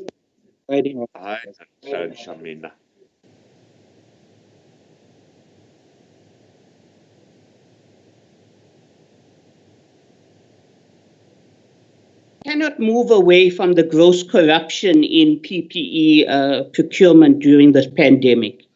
It has been aptly described as the hyenas wanting to feed. And in KwaZulu-Natal, this corruption took the special form of blatant overpricing. So, for example, the department paid 90 Rand and 60 Rand respectively for 120,000 N95 masks, the ultimate cost of 7.8 million. This despite the Treasury regulated price being 37 Rand 80 per mask. And as the Democratic Alliance, we will be reporting this company to the Competition Commission. And strangely, while MEC Dube Ncube was busy investigating and closing other companies for overpricing, she seemed to ignore these tenderpreneurs. And during the SCOPA meeting, questions were raised over a glove supplier, Sebenzani Trading 622cc, who shared their contact details with 3 other suppliers of the Department of Health. And to these questions by SCOPA, the department could not answer. So we call for a closer and proper investigation into these tenders, as well as into the quality of PPE, especially the Chinese-made KN95 masks that have been procured. Do these new masks have the SABS certification? Yesterday, Professor Salim Abdul Karim praised the DA-run Western Cape leadership in their near impossible task of establishing the world's largest field hospital at the Cape Town ICC, with oxygen at every bed and ICU facilities. In KwaZulu-Natal, we welcome the new infrastructure that is present. The new isolation and quarantine wards at Clarewood Hospital are world-class. The 4 field hospitals were also to come online. The Royal Showgrounds and the Clarewood facilities were used successfully. However, the field hospitals in Kwadakuza and in Ngwelezane were 4 and 6 weeks overdue from their mid-July completion dates. However, their functionality comes after KwaZulu-Natal surge, and we require clarity on their future use. While the MEC indicated that they would be available to hospitals as additional beds, the department's own infrastructure unit indicated that they are on 6-month rental contracts. Thank you, Honorable Virana. Your time is up. We are now going to move to the Speaker from the African National Congress, Honorable N.R. Majola. Jolinkomo.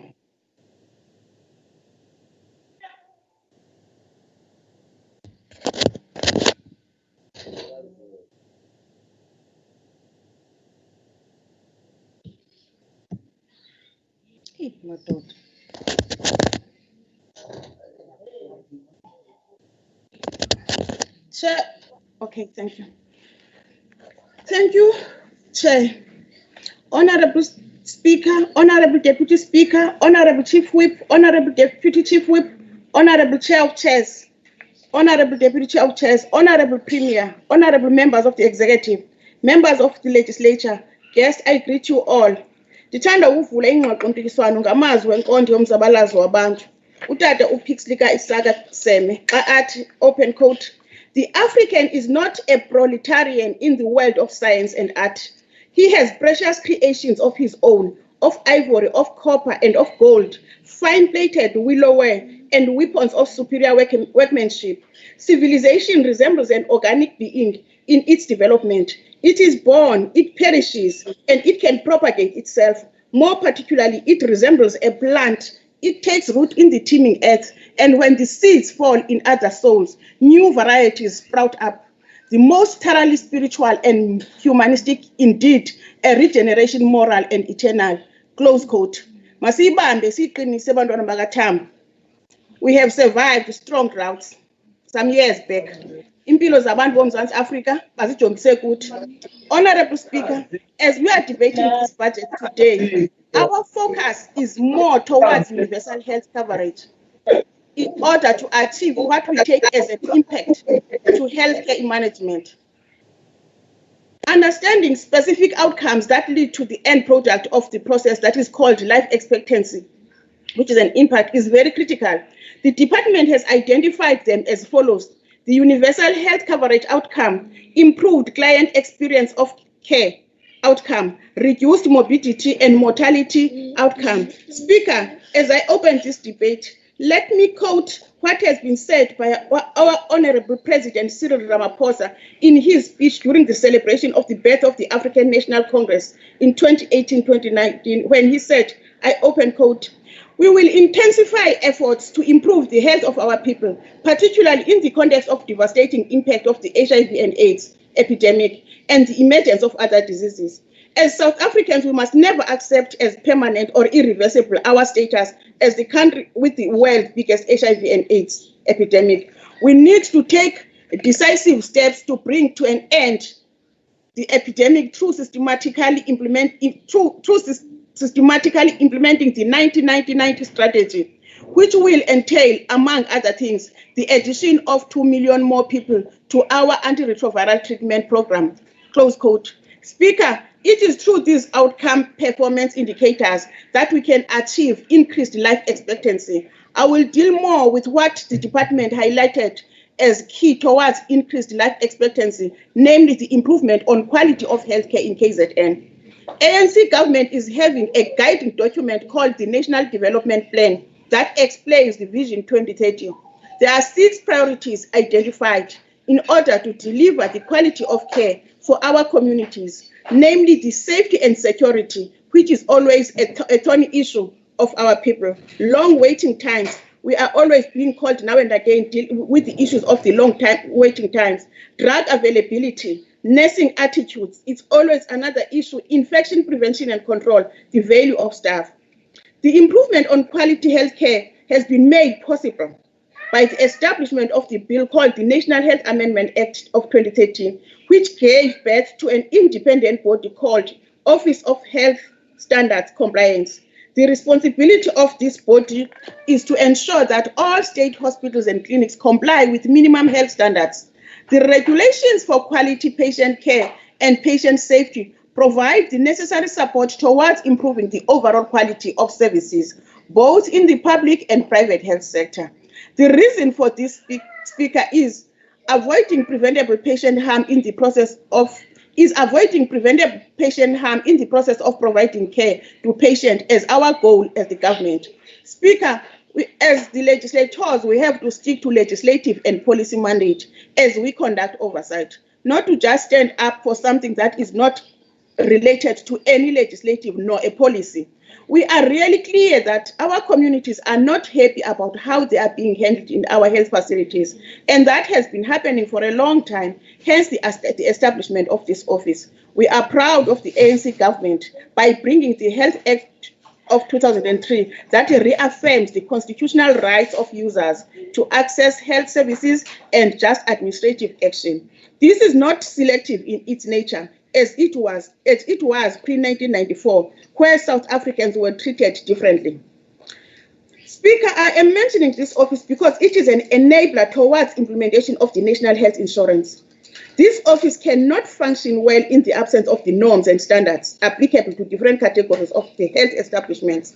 Searching in of this pandemic has brought bad experience as well as good ones, because the collaboration between private and public sector was not seen as possible prior, but we have seen it happening. The issue of infrastructure has been the demanding factor in the management of COVID-19 pandemic. Safety and security of patients has been the key. Hence, the department saw it befitting to add some wards in the form of refurbishment, like in Wentworth Hospital. We have seen the standard of the isolation wards built there. The design, as I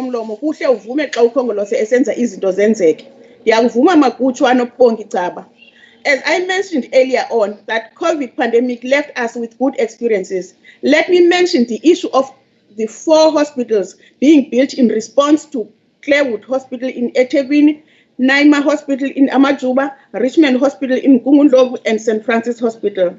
Speaker, this wouldn't have happened if National Treasury did not see it cost effective to instruct some other departments to spare funds for this department as an implementing department.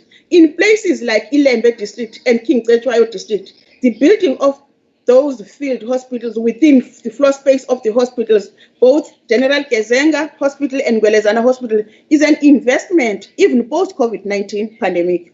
As good as it is, but we as the committee do not condone what happened in Northdale Hospital, but the Office of the Standard of Compliance, with the Office of the Standard of Compliance, nothing has been left out because staff attitude contributed towards that.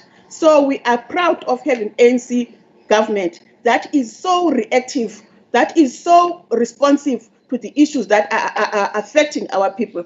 Staffing, which has been identified as the key in ensuring the implementation of NHI, and which has not been an easy tug of war, has been started through the COVID-19 pandemic. We have seen the translation of certain categories in line with their qualifications. This has been done in order to make sure that the levels of the enrolled nursing assistants that were trained privately are being accommodated within the public sector. We had about 403 enrolled nursing assistants that have been now officially qualified as taken as enrolled nurses with salaries, and we've got 1,030 enrolled nurses that have been translated to be professional nurses. All those indicators are taken into consideration using the funds through the COVID-19. We are really saying thank you so much, MEC, for having that consideration. We do understand Rome was never built in one day. We pledge Premier to fast track the issue of the minimum staff establishment. As now was Premier social distance has really come to tell us each ward is supposed to have how many patients as per regulations.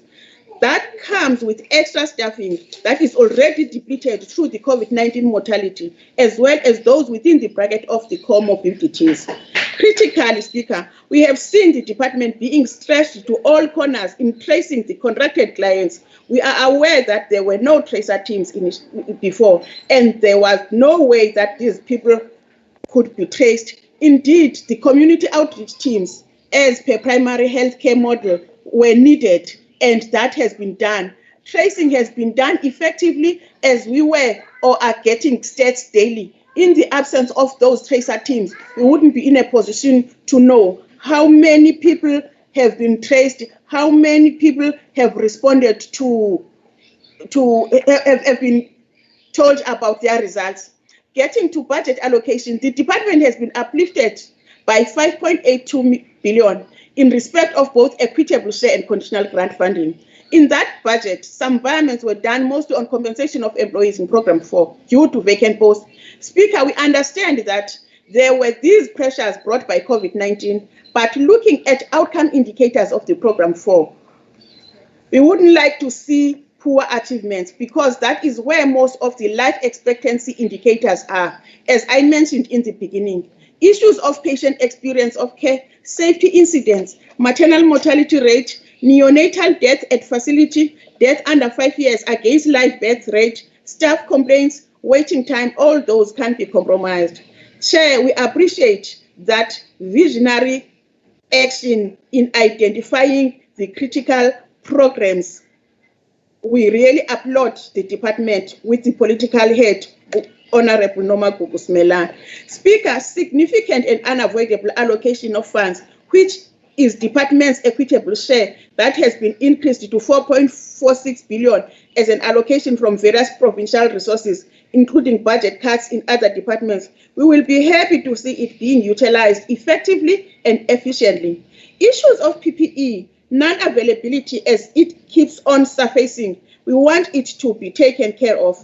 All that goes with the hiring of the ICU, temporary staff, including doctors and nurses. It would make sense to use those staff as baseline towards NHI, as we are seeing ourselves with a problem in the line of staffing. In conclusion, Speaker, ndicela ukuphinda ndimcaphule utata uPixika Isaka Seme xa athi, where open quote, where South Africa appears on the agenda again, let it be because we want to discuss what its contribution shall be to the making of the new African Renaissance. Let it be because we want to discuss materials it will supply for rebuilding of the African city of Carthage.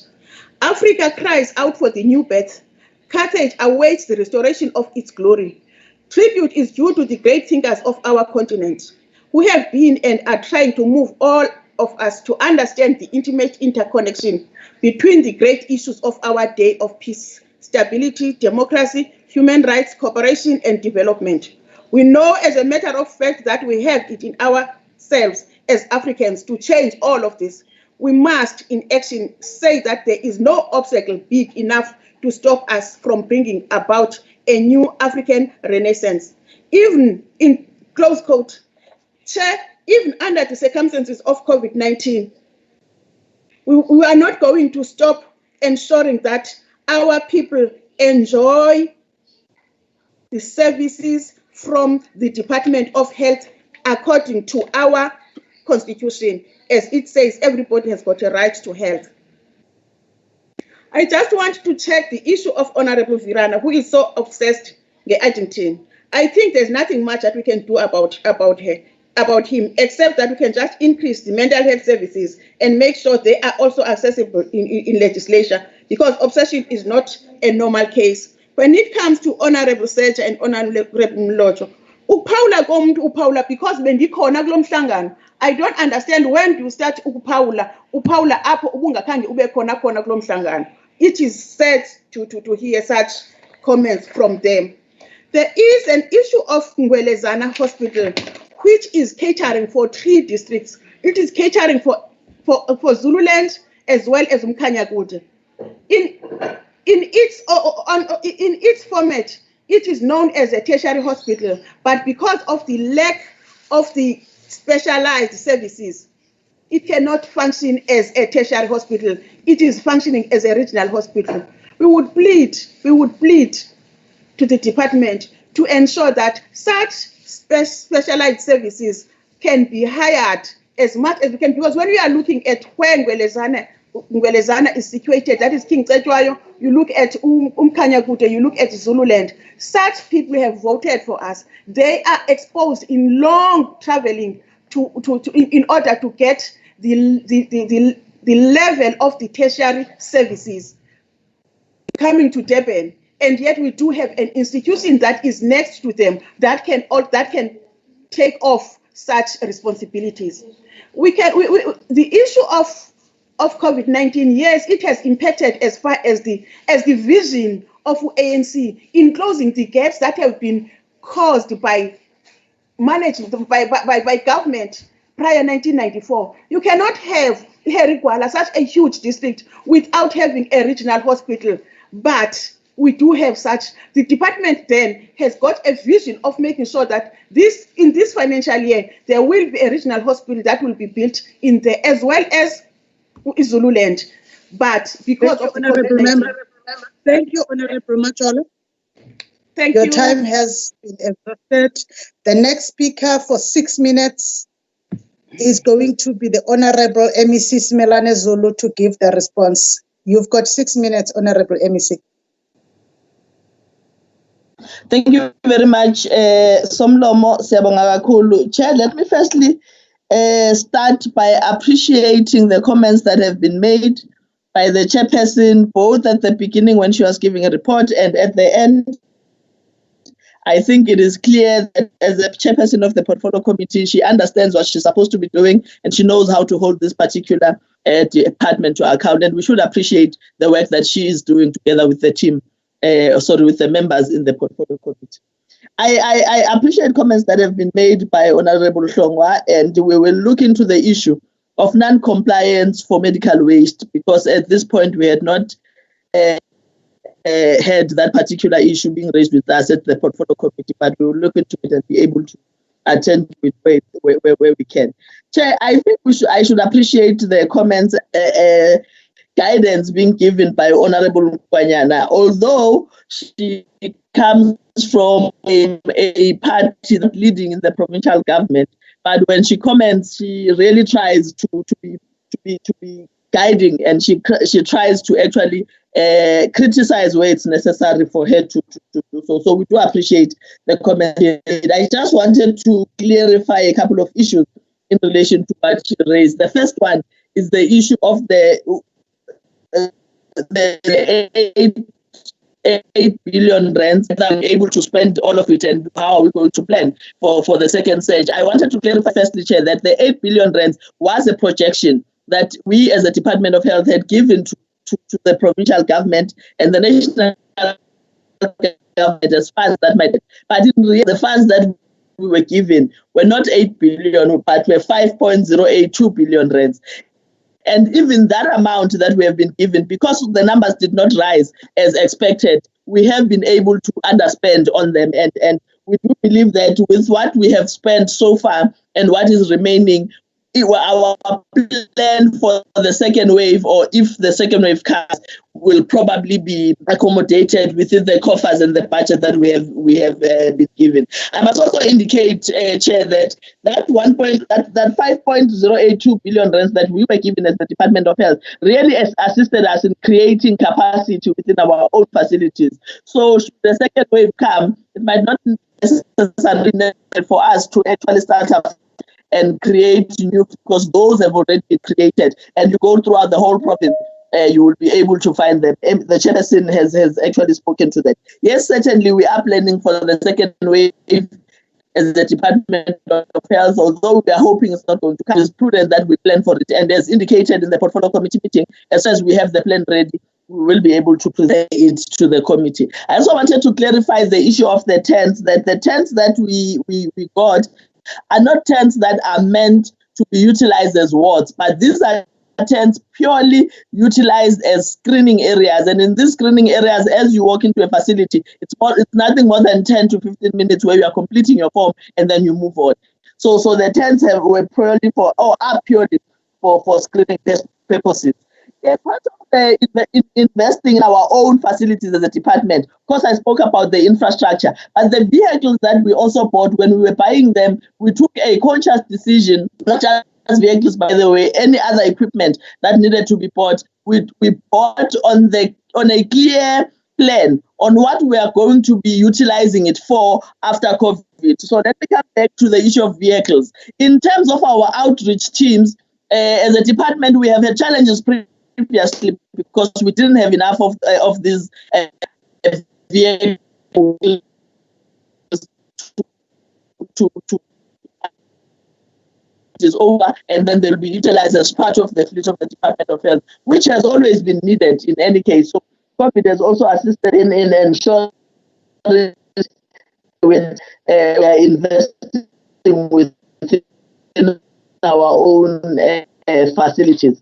Honorable Mlotshwa, you spoke about the danger allowance. I firstly, let's appreciate that you also appreciated the work that has been done by I think we province, but this is a discussion that is happening at a national level led by UDPSA. But unions right now are busy in discussion with the national leadership. And as soon as our discussions have been concluded, we'll be able to come back and report or implement whatever has been decided. Honorable Dube, I really appreciate everything that you have said. It is very much in line, and you are correct. We have been providing information to the portfolio committee. And I also just want to add on the Jerusalem Dance Challenge, as you indicated, the intention of that challenge in particular was to uplift the spirit of our health workers. And when you see the videos that they are sending in every facility, you can see that health workers needed it. They've been hungry for something that's going to uplift their spirits because they've been dealing with death. Honorable members, since March, and it's not very easy for any human being to be able to deal with death and nothing positive in their life for so long. So it really has done that. Honorable Search, I think Honorable Dube, Honorable Lontusha, and Honorable Nomakiki responded. Honorable Thakuraj Panzi, thank you very much. We will take what you've raised into consideration. Let me then speak to Honorable Virana Chairperson. The first point is that Honorable Virana is saying we did not provide the projections as a department to the portfolio committee. Firstly, these projections were not conducted by us and were not commissioned by the province. They were commissioned. Yes, Chair. Your 6 minutes has expired. All right. Honorable Virana, he must stop being a child, a cry baby. I was with actually information where it's provided. Thank you, Chair. Honorable MEC, thank you. We thank you, all of you, honorable members, for having participated in both debates and for you having been such a wonderful house. We are now going to start the voting procedure on the KwaZulu-Natal Special Adjustments Appropriation Bill 2020, and we will now proceed with the voting on the bill. Honorable members, in terms of the Standing Rule 2252, the question must be put on the program within a vote, or where a vote comprises more than one program, on all programs within that vote, the vote itself and the bill itself. The divisions, recording of opposition and declarations of votes. Members are reminded that in terms of Rule 12B, 5 of the rules for virtual meetings, the rules pertaining to divisions do not apply to virtual meetings. There will therefore not be any divisions. There will be allowance for recording of opposition on any program or vote. There will also be allowance for a declaration of vote at the end of the debate. The Office of the Speaker on recording of opposition. The Office of the Speaker has not received any request for a recording of opposition from any party. As there is no deadline for this request, parties are still free to do so. In accordance with this past practice, all recordings of oppositions will be dealt with immediately after the question has been put on the particular programs within the vote in which a party wishes to record its opposition. The Office of the Speaker has not received any request for a declaration of vote from any party. That is to address the House for 3 minutes after the question on the entire bill has been put. There is no deadline for submission of such a request. As is customary, I will, after the bill has been voted on, permit all parties to make a declaration of vote in terms of Rule 83.2 if they wish to do so, starting with the IFP, followed by DA, EFF, NFP, NF, ACDP, ATM, and the ANC in that order. On the voting procedure, honorable members, I note that in the Special Adjustments Appropriation Bill 2020, the bulk of the budget changes have been to the Departments of Education, Social Development and Health. While there have been changes to the other votes and their programs, these have not been as substantial. It is for this reason that budget debates have been restricted to the Departments of Education, Social Development and Health. I note that Rule 2252 requires that the question be put on the programs, the votes in the schedule, and on the bill itself. But the rules does not specify that the question must be put on each program and each vote separately and individually. In the circumstances and in order to facilitate voting on the bill, I'm going to deal with the voting in two parts. Namely, one, I will go through all programs and votes individually and separately for the three votes, that is education, social development, and health. For all other programs and votes, I will deal with them in one batch and will vote on all of them together. If any party or member wishes to register an objection to any particular program or vote, they will still be free to do so when we vote. I trust, honorable members, that this is in order. As I indicated prior to the start of the debate, I will now go party by party to obtain the vote and thereafter check if any member wishes to record an individual vote. Honorable members, I will start with three votes, that is education, social development, and health first, and thereafter move to the others. We have just done the roll call, honorable members, the head counting, honorable members. We currently have 68 members in the House. We will start with vote 5, education. Those in support of program 1, 2, 3, 4, 5, 6, and 7. IFP, are you in support? The Speaker, the IFP supports the appropriation bill. The DA?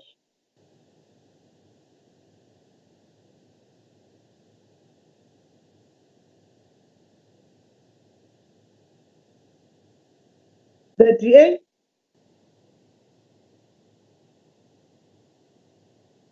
Is the DA still in the House? Honorable Rogers? Honorable Rogers?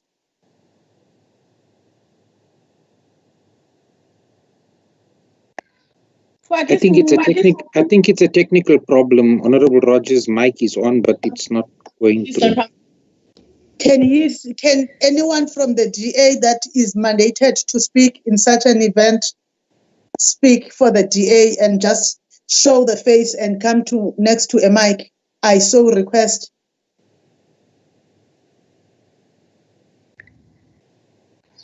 Can Honorable Takura Banzi also mute your mic, ma'am? Mute your mic. Can I come back to the DA? Can I move to the EFF? Can you hear me, Speaker? Yes, is that Honorable Rogers? Yes, I can hear you, Honorable Rogers. Yes, I can hear you. The DA supports while I'm falling over the table here. Oh. The EFF? Yes, Honorable Speaker, the EFF supports the NFP? The NFP? Honorable Speaker, we do support. I cannot see the face of the member speaking, so I'm unable to tell whether it's actually the NFP speaking. Oh. The NFP supports, Speaker. The NF? Speaker, the MF supports the KZN Adjustment Appropriation Bill 2020. Thank you. The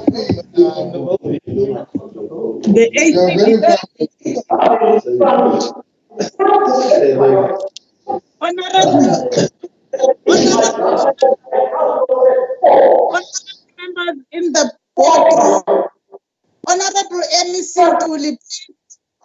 Emi Sintuli, please. Yes. The ACDP is not in the House. The ATM is also not in the house. The ANC. Thank you, Honorable Speaker. The ANC supports the vote 5 budget. Members, I have the vote of all parties. Is there any member who wishes to express an individual vote that is different from their party vote or to abstain?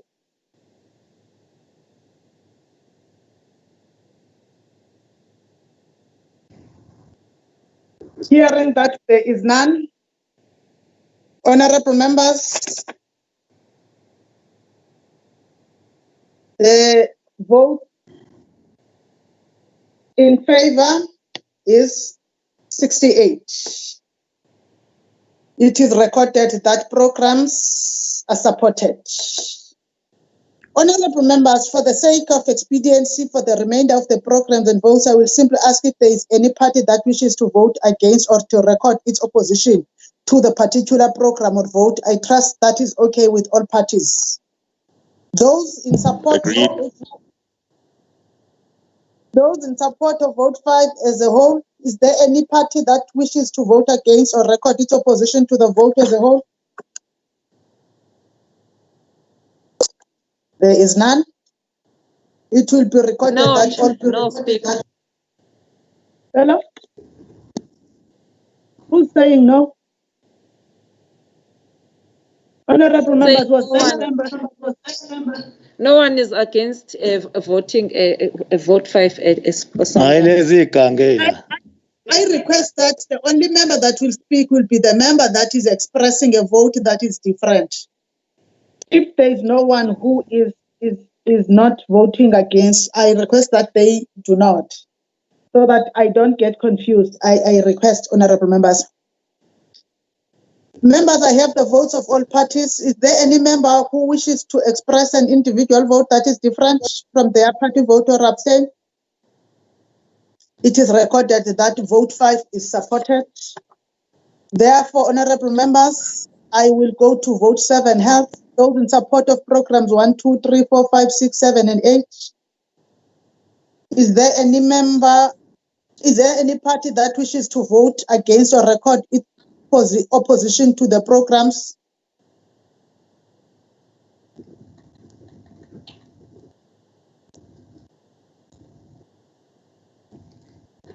If there is none, it is recorded that all parties present are in support of all the programs of vote 7 health. Is there a member then who wishes to express an individual vote that is different from their party vote or abstain?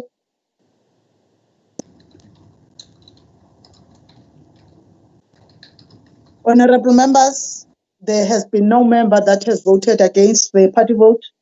Those in support of vote 7 as a whole, honorable members, is there any party that wishes to vote against or record its opposition to the vote as a whole? That is vote 7 health. Ikhona mhlawumbi ecinga ukuvota ngokwehlukile to vote 7. If there is none, it will be recorded that all parties present are in support of the vote. Members, I have the votes of all parties. Is there any member who wishes to express an individual vote that is different from their party vote or to abstain? I'm giving an opportunity to individual members. Is there any member who wishes to vote differently on vote 7 or abstain? It is recorded that the vote is supported, all 68 members present, representing all. Honorable Thakur Rajpansi, please mute.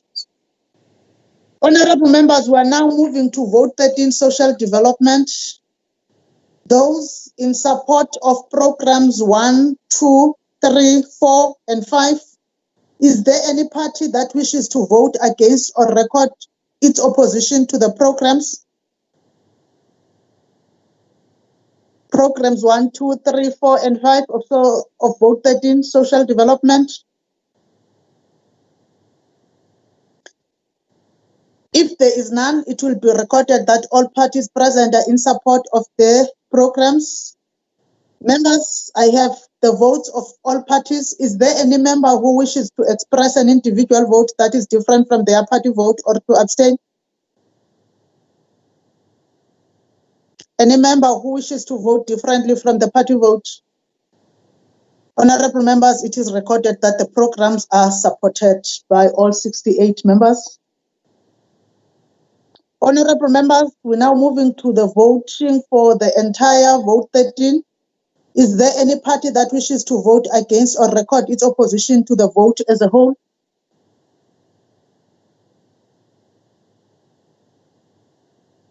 Is there any party that wishes to vote against or record its opposition to the vote 13 as a whole? If there is none, it will be recorded that all parties present are in support of the vote. Members, I have the votes of all parties. Is there any member who wishes to express an individual vote that is different from their party vote or to abstain?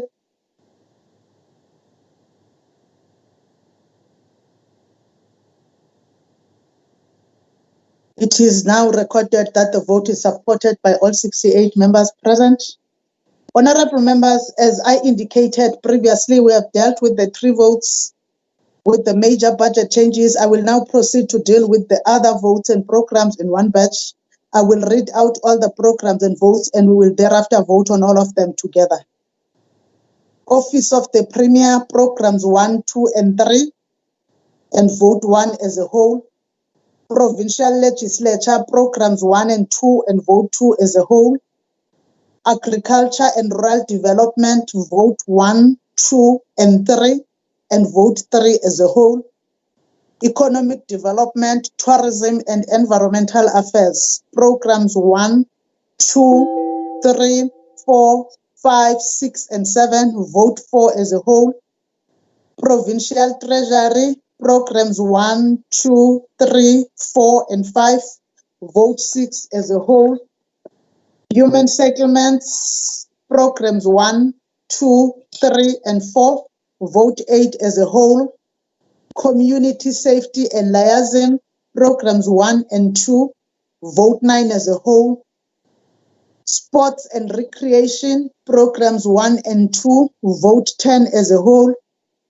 Cooperative Governance and Traditional Affairs, programs 1, 2, 3, and 4, vote 11 as a whole. Transport, programs 1, 2, 3, 4, and 5, vote 12 as a whole. Public Works, program 1, 2, and 3, vote 14 as a whole. Arts and Culture, programs 1, 2, and 3, vote 15 as a whole. The offices, the departments that I have read with all their programs. Honorable members, is there any party that wishes to vote against or record its opposition to any of the programs or votes that I have just read?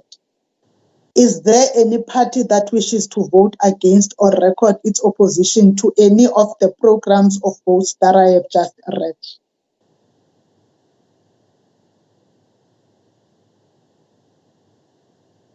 If there is none, it will be recorded that all parties present are in support of all the programs and votes that have been read out.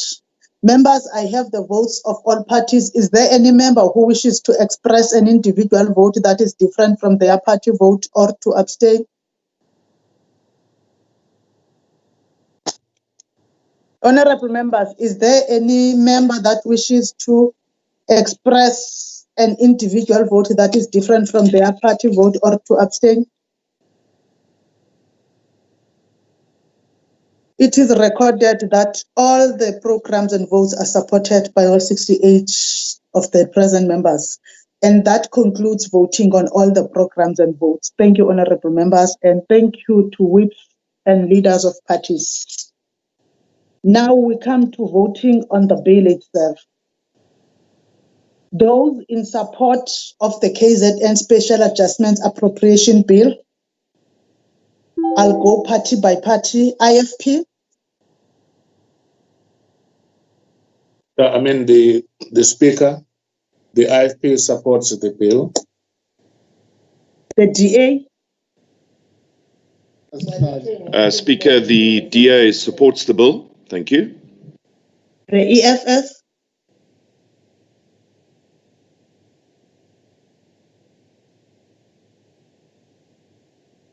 His name, if you want to see it, South Africa. Yeah. Mhlotshwa. Honorable Mhlotshwa. Honorable Mhlotshwa. Honorable Mhlotshwa. Honorable Mhlotshwa. Honorable Mhlotshwa.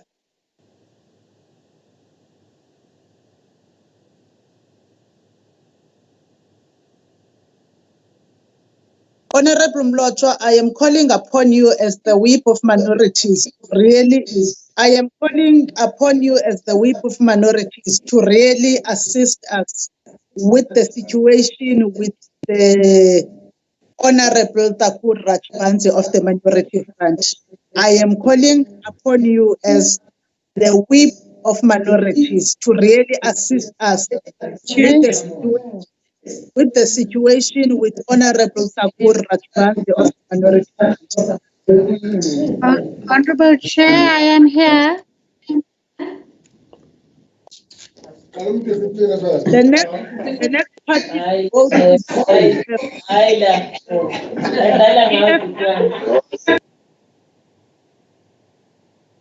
EFF. Is the EFF in the house?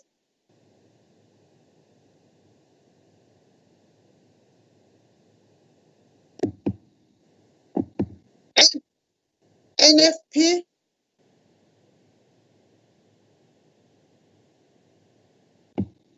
Honorable Speaker, I am here. Speaker, Yes, order. you are here, Honorable Thakur Rajpansi, and you have been disrupting the entire process of the sitting. Now, I am calling upon your whip to assist us with you, Honorable Member, in terms of the responsibilities of the whip is also to ensure that members behave in an acceptable manner. You are always unmuting yourself, and we are part of the discussions that are taking place where you are. Honorable Rogers. Speaker, point of order. Yes. Speaker, I rise on Rule 72. I note the EFF is not here, but remind this House during the Appropriations Bill debate, the EFF reflected, and we can go back into Hansard, that they do not support the adjustment budget. Thank you, Speaker.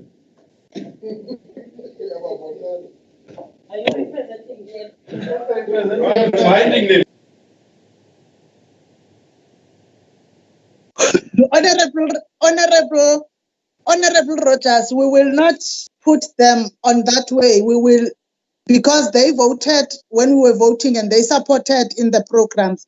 We will just note that from 68, we are now back down to 66. NFP, we cannot vote and assume how were they going to vote.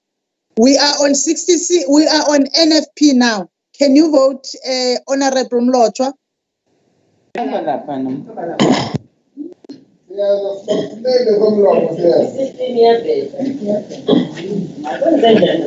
NFP supports. MF. Honorable Chair, the MF supports, but I have not been disrupting anything. There's no noise where I am, and I think there's some some problem, but it's not with me, Honorable Chair. Speaker. Honorable Rajpansi, you have been unmuting yourself numerous times. You have been doing that, and sometimes I don't know whether you are speaking on the phone or not. You have been doing that. Yes, there is some noise that comes from the boardroom where the members are sitting. Like now, their mic is on. I can hear the mic is on at the boardroom. But I would call upon you, Honorable Member, to mute your mic, not once, not twice, and you would mute your mic. That is what you have been doing, Honorable Member. And it's on Hansard, and it's on the record. It's what we are calling upon your whip to assist us with. Now we are going to ACDP. ACDP is not in the house. ATM is not in the house. Now we'll go to the ANC. Thank you very much, Honourable Speaker. The ANC supports the bill. Can the ANC?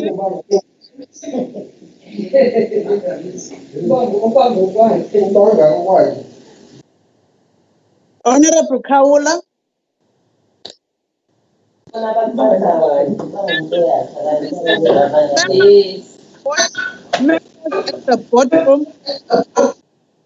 Members at the boardroom, please behave.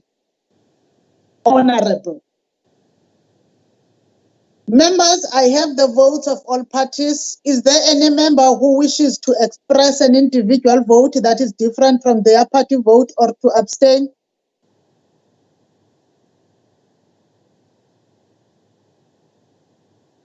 Is there any member? If there is none,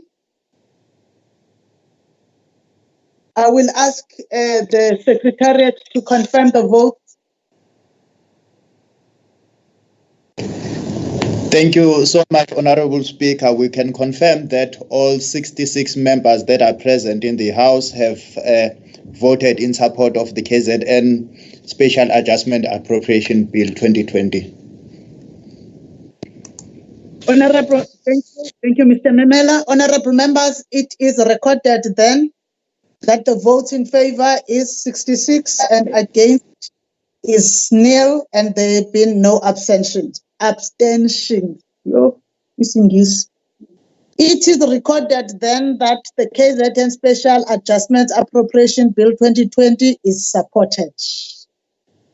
That concludes voting on the bills. Secretary reads the bill into the record. The KZN Special Adjustment Appropriation Bill 2020. Thank you. As I indicated earlier on, that we have not received any request for, I have not received any request or for parties to make declarations, but I said that there was no time limit. Is there any request for that? Yes, I will start with the IFP. In terms of Rule 83.2, the Speaker may now allow each of the parties an opportunity not exceeding 3 minutes to state the reasons why that party is in favor of or against the bill, or any party thereof. I will start with the IFP if they want to utilize their 3 minutes. IFP. Honorable Speaker, Honorable Premier in absentia, and honorable members. The adjustments to the 2020-21 budget is a real test of character to the provincial government. It will call for serious introspection amongst members of our provincial executive and their departmental administrations. Whilst working on top of the rest of the financial expenditure towards the end of the financial year, each member of this government must answer certain questions of integrity. Am I worthy of this government position? Can the people of KwaZulu-Natal continue to trust me with their funds? Is the department producing quality service for the people whom I serve? When President Ramaphosa assumed office as the President of the Republic of South Africa, a journalist asked Prince Mangosuthu Buthelezi what advice he could give to the President. Prince Mangosuthu Buthelezi replied as follows: he must listen to his conscience. His conscience will never lie to him.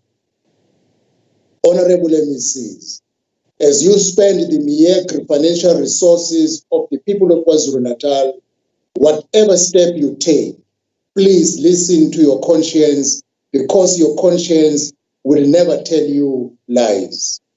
This budget will test your integrity and commitment.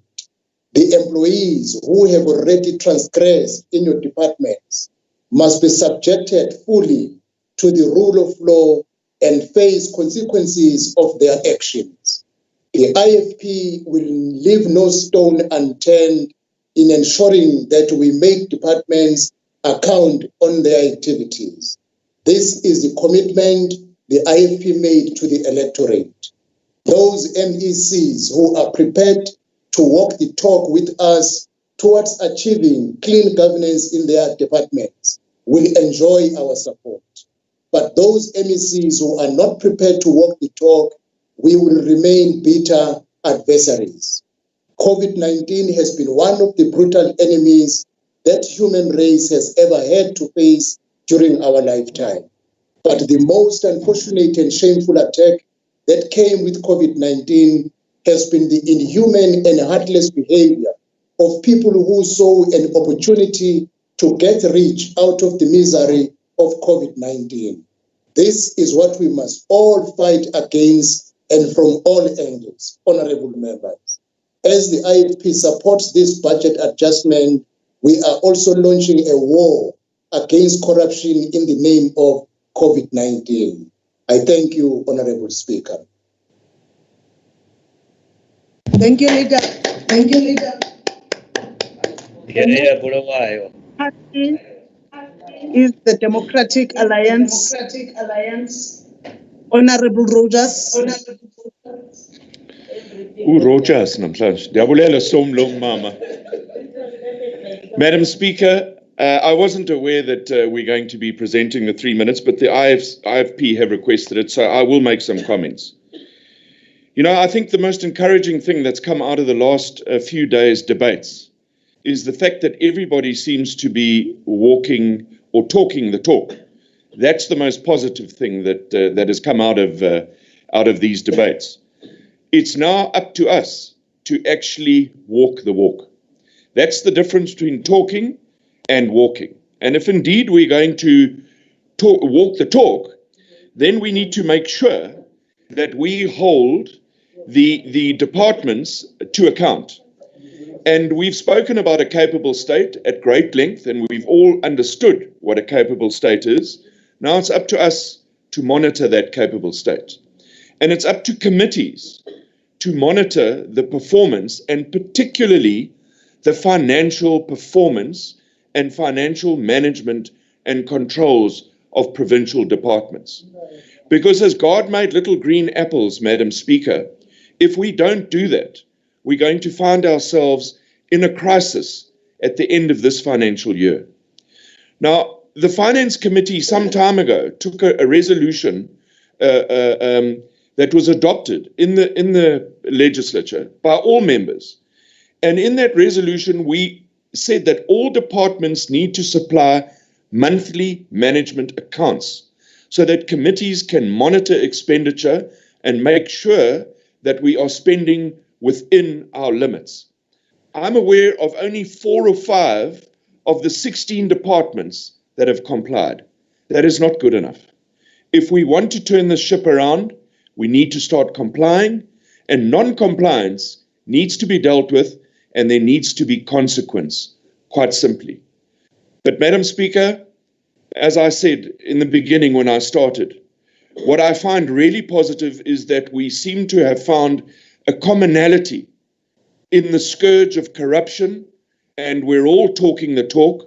Now I call upon this legislature and all members, no matter which political affiliation you are affiliated to, is let's walk the talk. Thank you, Madam Speaker. EFF, are you going to take? EFF is not here. NFP?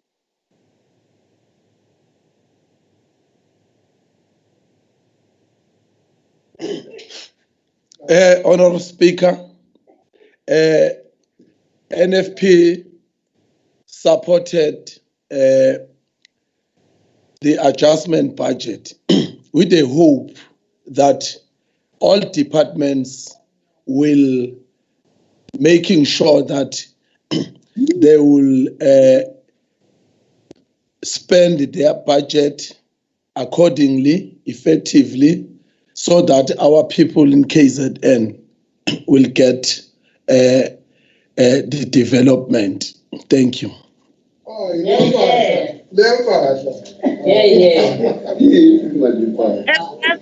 Honorable Rajpansi. Honorable Thakur Rajpansi. MF. Thank you, Honorable Speaker. Thank you, Honorable Speaker. The Minority Front supports the KZN Adjustment Appropriation Bill 2020 with respect to the three departments where special adjustments were necessary. The MF has debated these three adjustments over the last 3 days, as well as has fully participated in the various portfolio committee meetings from the inception of the COVID-19 lockdown. In addition, the MF has been outspoken on all key areas that require close monitoring and has given recommendations so that we monitor environments and shifts in budgets, and we have requested for the running totals, especially of these three key departments. Hence, the MF has supported the budget adjustments, and with these words, we will be closely monitoring all the budgets and how they are used until we come to the next adjustments in November of this year. Thank you. ACDP. ATM. They both parties are not in the House. The ANC.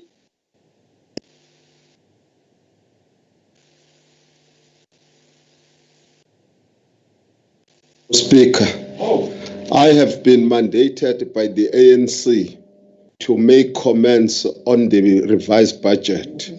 Firstly, we would want to indicate that the ANC supports the revised budget unconditionally. Why do we do so? Is because we are demonstrating the love that we have for our own people. We know that the revised budget is going to ensure that better lives for our people, despite COVID-19, will improve.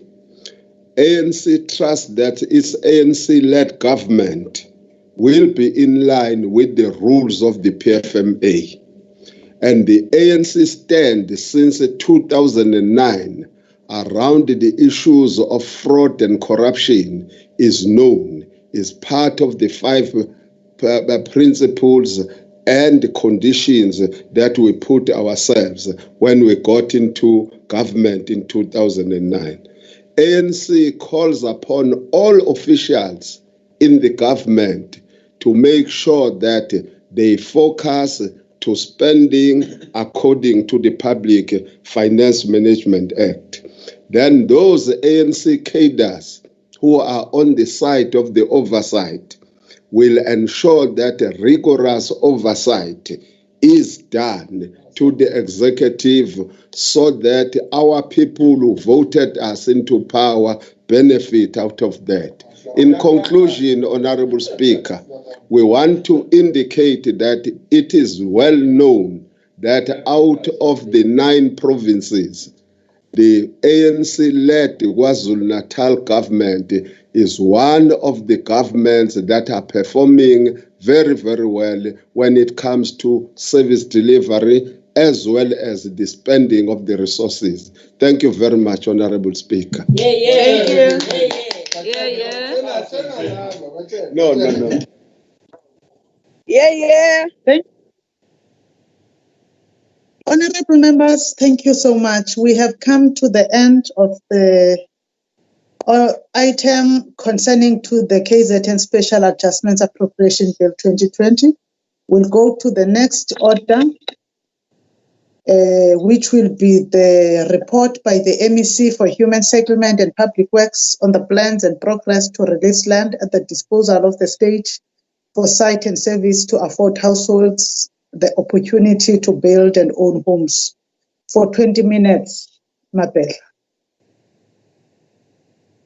Honorable MEC Nkonyeni.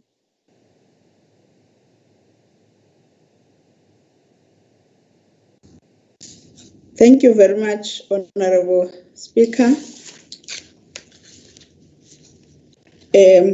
Mamlambo, Honorable Premier Zegalala, Honorable members of the Executive Council, Honorable members of the Provincial Legislature, members of the public following us on this virtual platform, Sanbonani, good day to all of you. Honorable Speaker, we've been requested to report on the plans and progress to release land at the disposal of the state for site and services to afford households the opportunity to build their own houses. In the Freedom Charter, our people made this commitment, I quote, "There shall be houses, security and comfort, and that all people shall have the right to live where they choose, be decently housed, and to bring up their families in comfort and security. Unused housing space to be made available to the people, and rent and prices shall be lowered, food will be plentiful, and no one shall go hungry." I close quotes. As African National Congress-led government, we have worked hard over the past 26 years of freedom and democracy to honor this covenant with our people. And our track record of housing service delivery in our province and nationally is a powerful one, but much more still needs to be done. The KZN Department of Human Settlements developed a policy for the disposal of serviced sites, which was approved by the Executive Authority in November 2018. And the objective of the serviced sites program is to make available through relevant processes appropriately sized, well-located residential services sites, serviced sites to meet the gap market and affordable housing needs. We define the gap market at two levels. The first one is families earning between 3,501 rands and 22,000 rands per month, which place them outside the criteria for our Breaking New Ground or RDP government housing, but usually not enough to secure a bank loan. And the second category are families earning between 22,001 and 40,000 rands. And disposal of service sites at a fair market value to persons earning 22,001 rands to 40,000 rands is limited to 30% of the project. And our interventions are categorized over the short, medium, and long term. In the short term of up to 12 months, we have three approaches. The first approach is that individuals, serviced sites requiring geotechnical assessment and valuations prior to being released. And the second one are those projects where planning has been completed with minimal pre-construction activities or processes envisaged prior to being serviced and or bulk services to be finalized. And the third one are the parcels of land requiring subdivision and limited servicing. Honorable Speaker, in the medium term spanning 12 to 24 months, we have provisions for one, well-located land parcels requiring nominal town planning activities and servicing. And two, projects where planning has been completed and requires key pre-construction activities or processes prior to being serviced and bulk services to be finalized. In the longer term, exceeding a period of 24 months, our considerations are as follows. Number one, well-located land parcels requiring comprehensive town planning and associated specialist investigations prior to being serviced. Number two, the proposed projects being adversely impacted due to no or inadequate BAL services. And number 3, the acquisition of land, comprehensive planning and servicing of proposed projects on well-located private land parcels. Honourable Speaker and honourable members, please allow me now to unpack the implementation of the disposal of serviced lands. Our investigations have revealed that it would be beneficial to explore various mechanisms that include disposing a fully fledged development inclusive of serviced sites, approved building plans, and subsequently a fully constructed top structure subject to the beneficiary's income level and affordability. The appointment of implementing agents going forward will be done. Ukwenza isibonelo sokuqala nje kumuntu ohlomulile ohola phakathi kuka-3,501 no-22,000 rand ngenyanga ngaphansi kwalolu hlelo lokhu kungenziwa ngendlela yokuthi ibe imali yokuthenga indlu isineplan yayo. Ithengwa kuloyo osuke ethuthukisa kuleyo ndawo ngomhlaba odayisiwe laba ke sibabiza ngokuthi ama-developers ngo-55,000 rands futhi izokwakhiwa ngendlela efiswa yilowo ohlomulile kuncike kakhulu emalini ayiholayo. Sisho ukuthini lokho somlomo? Sinomhlaba osivele sesiwuservisile, sithi-ke kubantu bakithi bangeza ngaphambili, lo mhlaba uyaye udayiswe ngemali ewu-55,000 rand, akubi ngaphezulu kwalokho uma ufuna ukuzakhela wena eyakho indlu, kodwa esuke isikhona kwi-plan.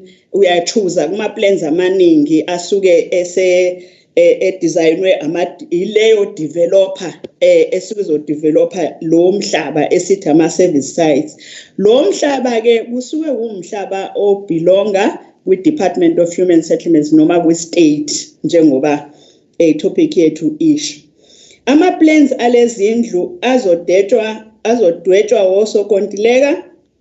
Uma ngenza nje esinye isibonelo sesibili kumuntu ohlomulile ohola phakathi kuka-22,001 no-40,000 rand ngenyanga, ngaphansi kwalolu hlelo kungenziwa ngendlela yokuthi ibe imali yokuthenga indlu isineplan yayo, ithengwa ngqo kuloyo osuke ethuthukisa kuleyo ndawo emhlabeni odayiswe ngenani eligculisayo kuwo wonke umuntu, futhi izokwakhiwa ngendlela efiswa yilowo ohlomulile. Kuncike kakhulu-ke ekuthini abantu bahola kumaphi ama-salary levels.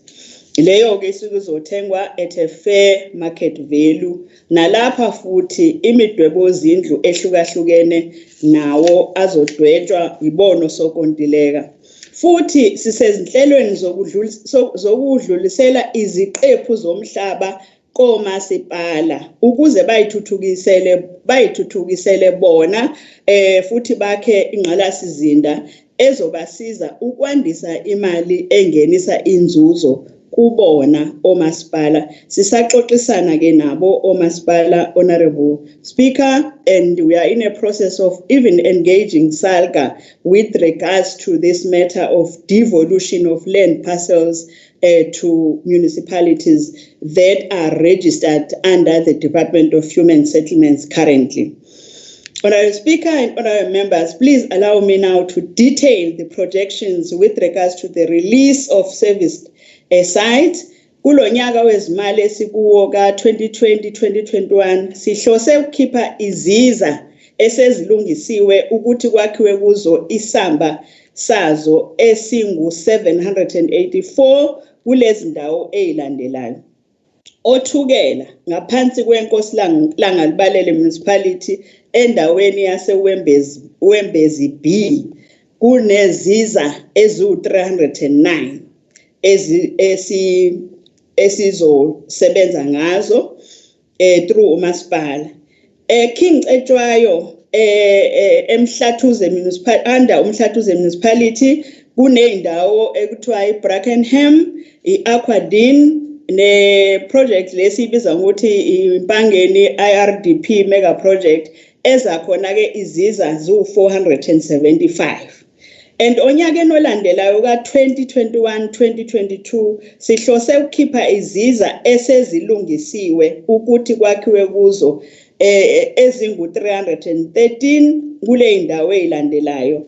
Khona eMlalazi ngaphansi kwe-King Cetshwayo District Municipality kuneziza eziwu-73, othukela Alfred Duma Acaciaville kuneziza eziwu-100, ngaphansi kweTheku Metro endaweni ekuthiwa yi-Seaview naseBluff nase-Wentworth kuneziza eziwu-56, ngaphansi koGu endaweni yaseMdoni endaweni yaseFafa ziwu-33, and eMzinyathi eNdumeni eGlencoe naseDandi kuneziza eziwu-51. Umhlaba esihlose ukukhipha ekuhambeni kwesikhathi sibheke ukuthola iziza ezingu-4,520 kulezi ndawo ezilandelayo. Othukela Alfred Duma 3,720, uGu 800 weziza. The approved human settlements policy for the disposal of service sites will enable the department to sell service sites to beneficiaries who are willing to build their own homes with this kind of support from government. Honorable Speaker and honorable members, I'm pleased to inform the House that the allocations and dispute resolution committees have been appointed, and a meeting was held on the 4th of November 2019 to familiarize the committee with the said program. And submissions for the appointment of an implementing agent from the Built Environment Database to undertake the architectural design of house plans for various income groups, as well as facilitate the off-plan sale and subsequent construction of houses for qualifying beneficiaries on undeveloped land earmarked for service sites are being processed.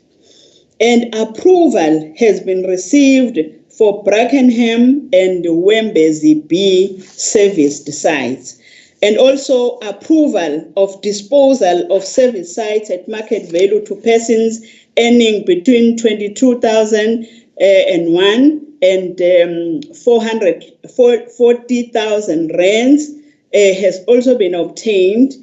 Of course, that one is limited to 30% of the project. And then meetings with respective municipalities are also in progress.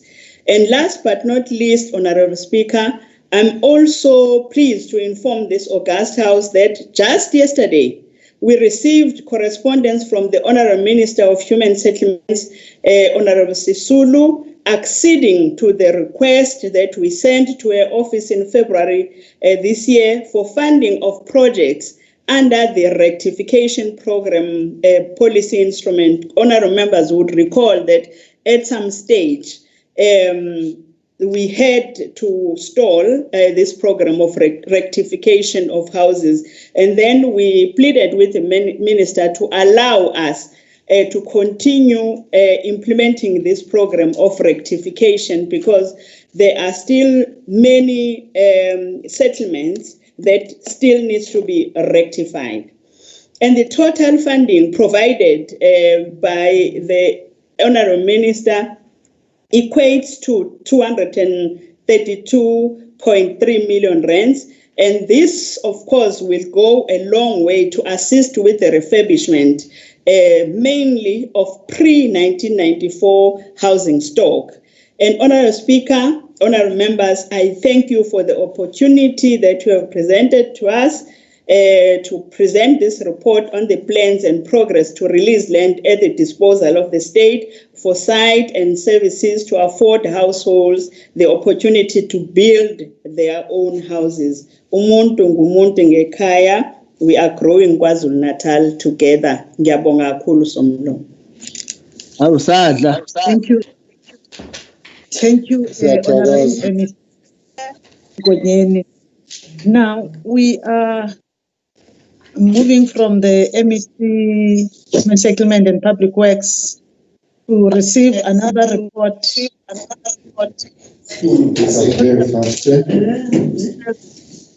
towards scaling up the network of Thuthuzela Care Centres and other victim empowerment centers for a more effective response to incidents, violent sexual acts against women and children, reduction of victimization and improved conviction rates, and conclusion of cases for 20 minutes from the MEC for Transport and Community Safety and Liaison, Honorable Mr. M. Bintuli.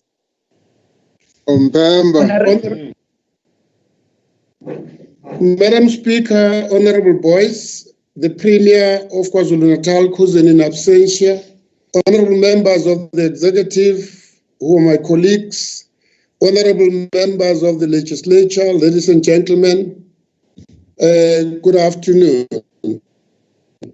Honorable members, we meet today through this visual platform at a time when our country is still grappling with the COVID-19 pandemic. Although His Excellency President Ramaphosa announced on Wednesday that our country is ready to move to alert level 1 of the national lockdown with effect from midnight on Sunday, 20 September 2020. But I wish to highlight that the COVID-19 pandemic has had a considerable impact on people's livelihoods and our country and our economy. The link between unemployment, poverty, and social ills is well documented. Undoubtedly, this has had a direct impact on rising crime levels and social disorder in our province, as well as gender-based violence. Honorable Speaker, honorable members, I strongly condemn violence against women and children.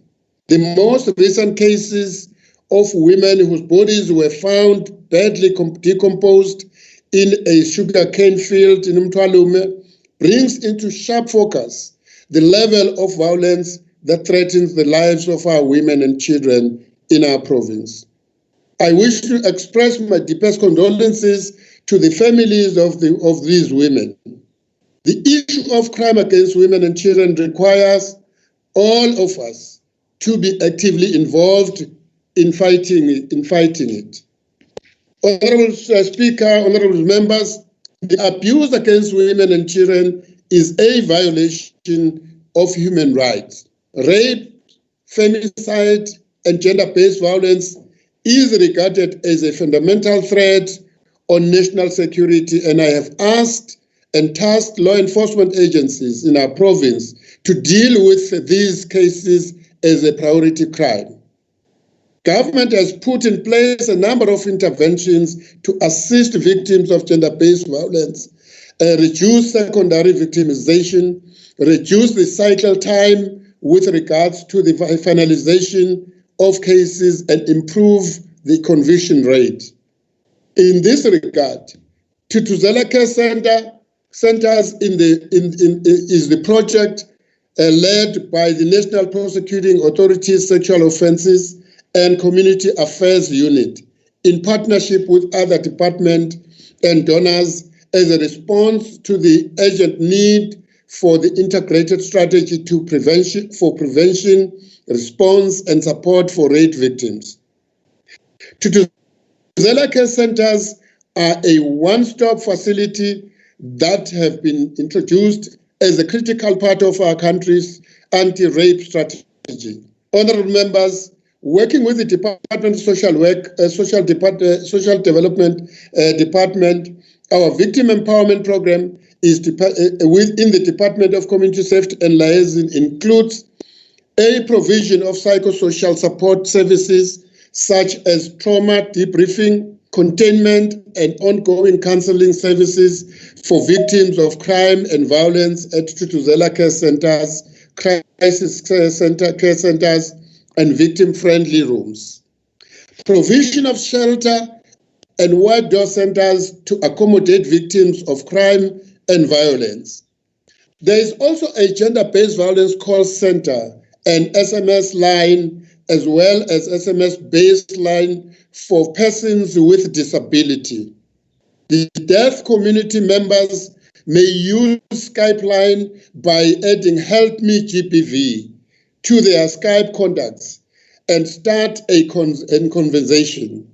This Skype line is manned by social workers skilled in sign languages. Honorable Speaker and honorable members, Cabinet recently approved Provincial Gender-Based Violence Turnaround Plan, which seeks to address gender-based violence and make a concerted effort to reduce this scourge in our society. The turnaround plan will focus on stabilizing the current situation by ensuring an integrated approach. The turnaround strategy incorporates 4 strategic objectives and pillars. Pillar 1 is intelligence analysis, and it focuses on intelligence-driven crime analysis. Pillar 2 is a proactive approach which focuses on visible policing at hotspots like liquor outlets and taverns, conducting liquor compliance inspections, revival of drug action committees, and conducting community as well as stakeholder. Pillar 3 is the combating approach, which focuses on utilization of integrated tracing teams on gender-based violence cases, conducting disruptive operations at liquor outlets, and conducting coordinated search operations at targeted areas. And the last pillar, pillar 4, is the reactive and/or investigative approach, which focuses on the establishment of a dedicated gender-based violence detective task team at each district, tracing and arresting of repeat offenders, implementation of cold case strategy on gender-based violence cases, and prioritization of gender-based violence cases at station levels. I do wish to reassure honorable members that the implementation of this turnaround strategy will be closely monitored to ensure a reduction of gender-based violence cases in our province. During first quarter of the current financial year, 3,500 gender-based violence cases have been reported.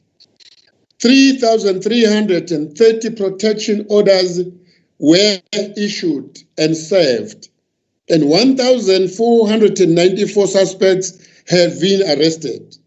Many gender-based violence incidents happen behind closed doors. Therefore, police rely on the statements and evidence brought by the victims. Whilst ridding our society of these heinous gender-based violence, crimes cannot be done overnight. We are confident that we are in a good space to tackle this scourge. Our turnaround strategy will focus more on intelligence-driven operation and community support to reduce frequency and intensity of these crimes. Honorable Speaker, honorable members, provincial interventions that have been implemented in ensuring timeous attendance to emergencies and newly reported cases in respect of victims of gender-based violence are as follows. First responders to incidents of crime in all police stations are in place. 24/7 crime service centers is in place. 24-hour standby detective on call to respond to gender-based violence cases. Suspect raid operations are conducted in all districts to arrest gender-based violence suspects. 154 victim-friendly facilities where there are no dedicated facilities. A room is available for statement taking and interviews. Foot patrols are conducted in crime hotspots areas and crime awareness pamphlets and distribution. Integrated community structures programs such as community policing fora resumed in June. Quarterly gender-based violence consultative forum chaired by provincial head visible policing and co-chaired by provincial secretariat where issues of compliance on protection orders and gender-based violence-related issues. Honorable members, investigative monitoring interventions at all FSC units include conducting inspection on equipment, exhibits, and dockets related to at all gender-based violence-related cases. Compiling interventions report which addresses all shortcomings identified with timeframes for rectifications. NPA SAPS meetings that are in place aimed at ensuring improved conviction rates and conclusion of cases. And that includes SAPS NPA management meetings, which are chaired by the chief prosecutor. The purpose of this meeting is to address challenges, experience, and discuss how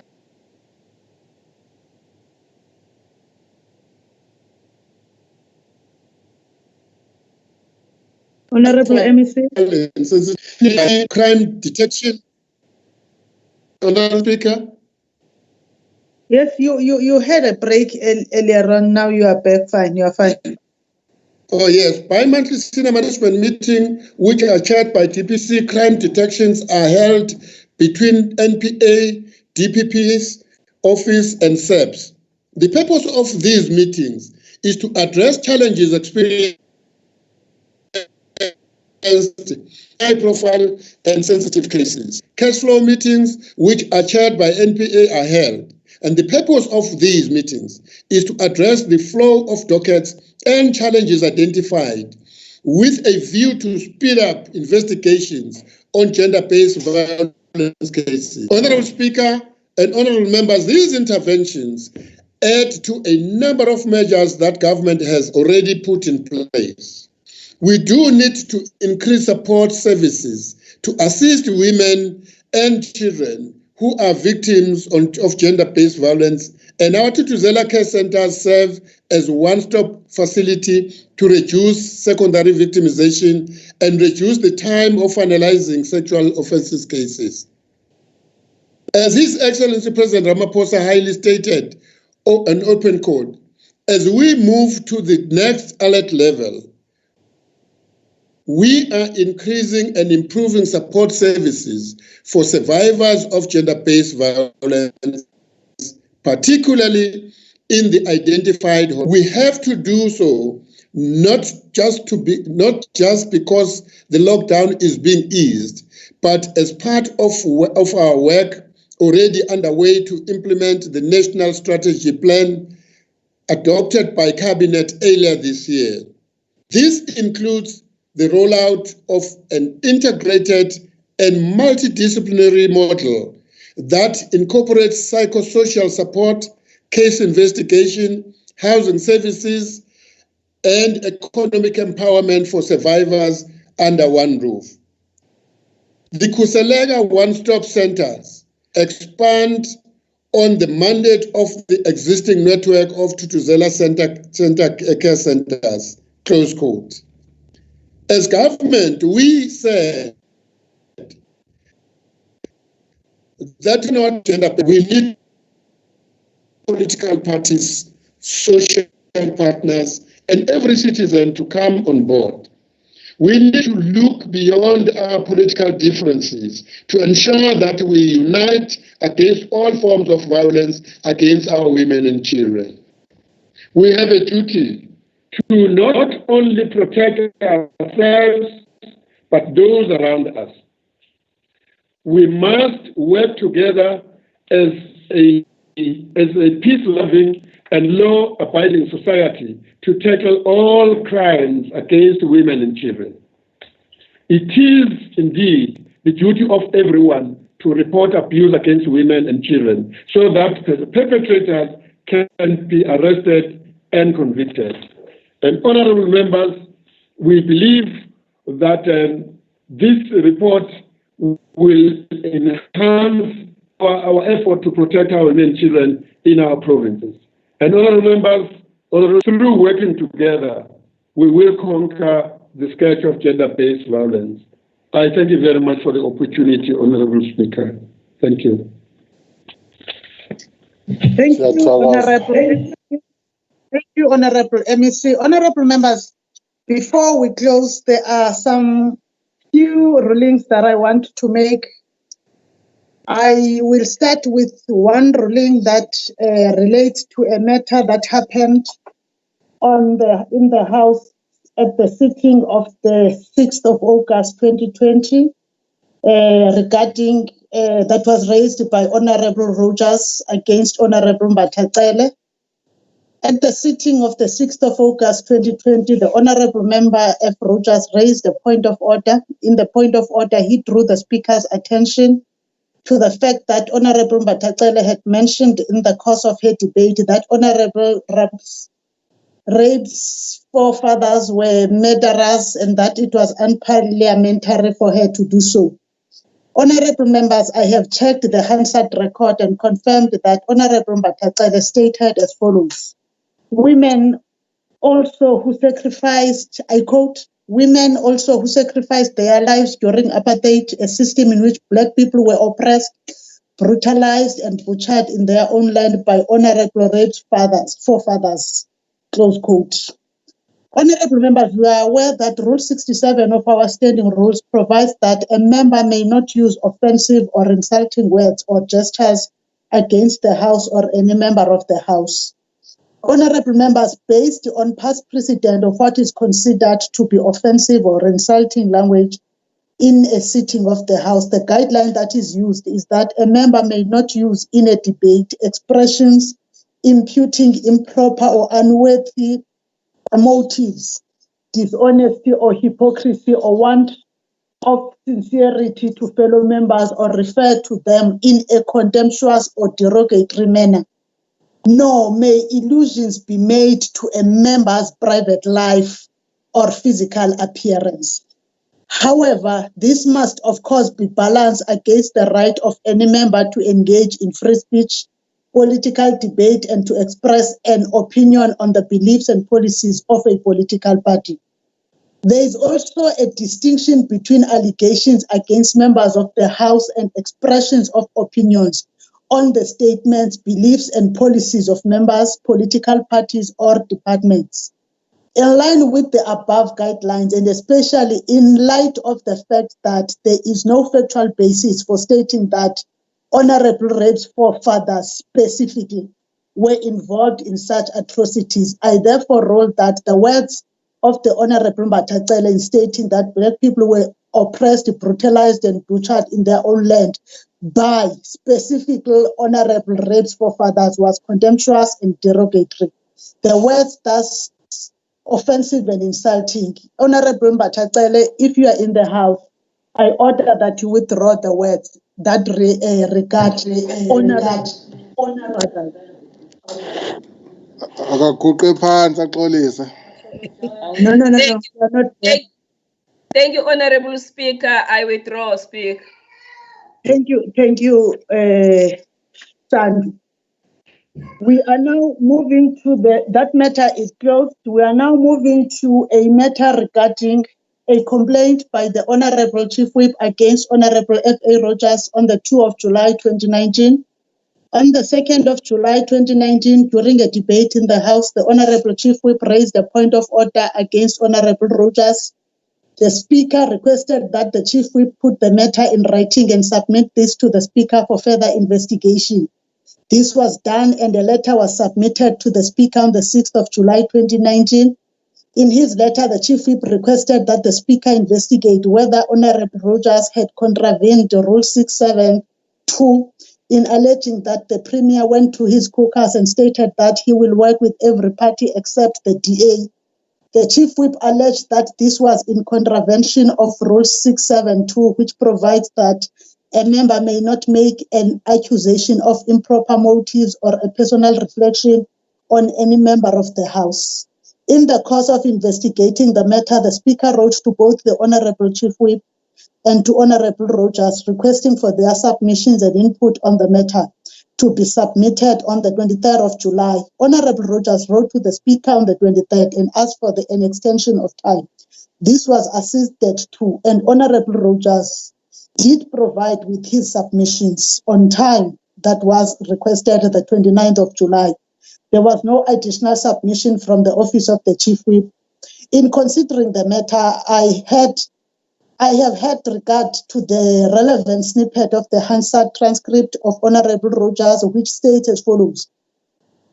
I quote, "However, very shortly after that, it is alleged that you, Mr. Premier, went to your caucus and said to those present that you would work with every party in this house, except the DA.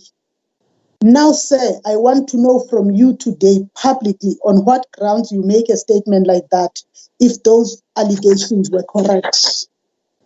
I close quote, "I have also had note of the submission made by Honorable Rogers, wherein he states in summary that he used the word alleged in his speech, and that he therefore made an allegation and not an accusation as required by Rule 67.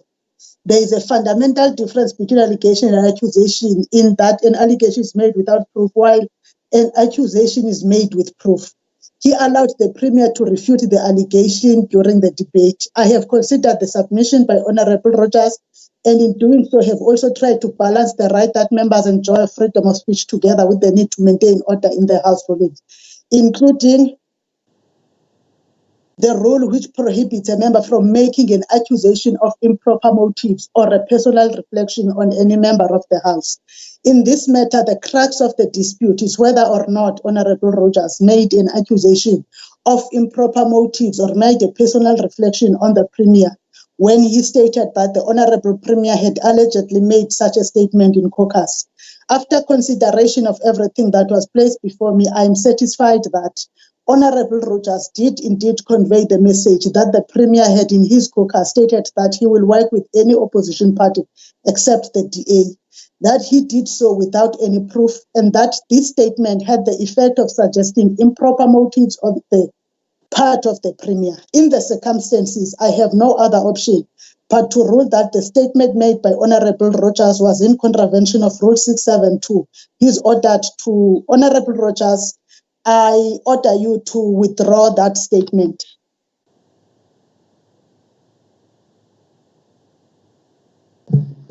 Can you hear me, Speaker? Yes, sir. Yes, sir. I withdraw and apologize. Thank you, Speaker. Thank you, Honorable Rogers and Honorable Mbata. Honorable members, there might be some that we have missed. Honorable members, when you have made a ruling that, a called for an order, and you see that the Speaker might not have gotten back to you, you are also free to correspond with the Office of the Speaker so that we bring those rulings that we might have said, like we have done with the one that was done last year, and we have to apologize to the Chief Whip that he had to remind us about some of the rulings that we have skipped so far. Honorable members, thank you so much. We have now come to the end of the orders for today, and the House is adjourned until the 29th of September. Thank you, honorable members. Thank you.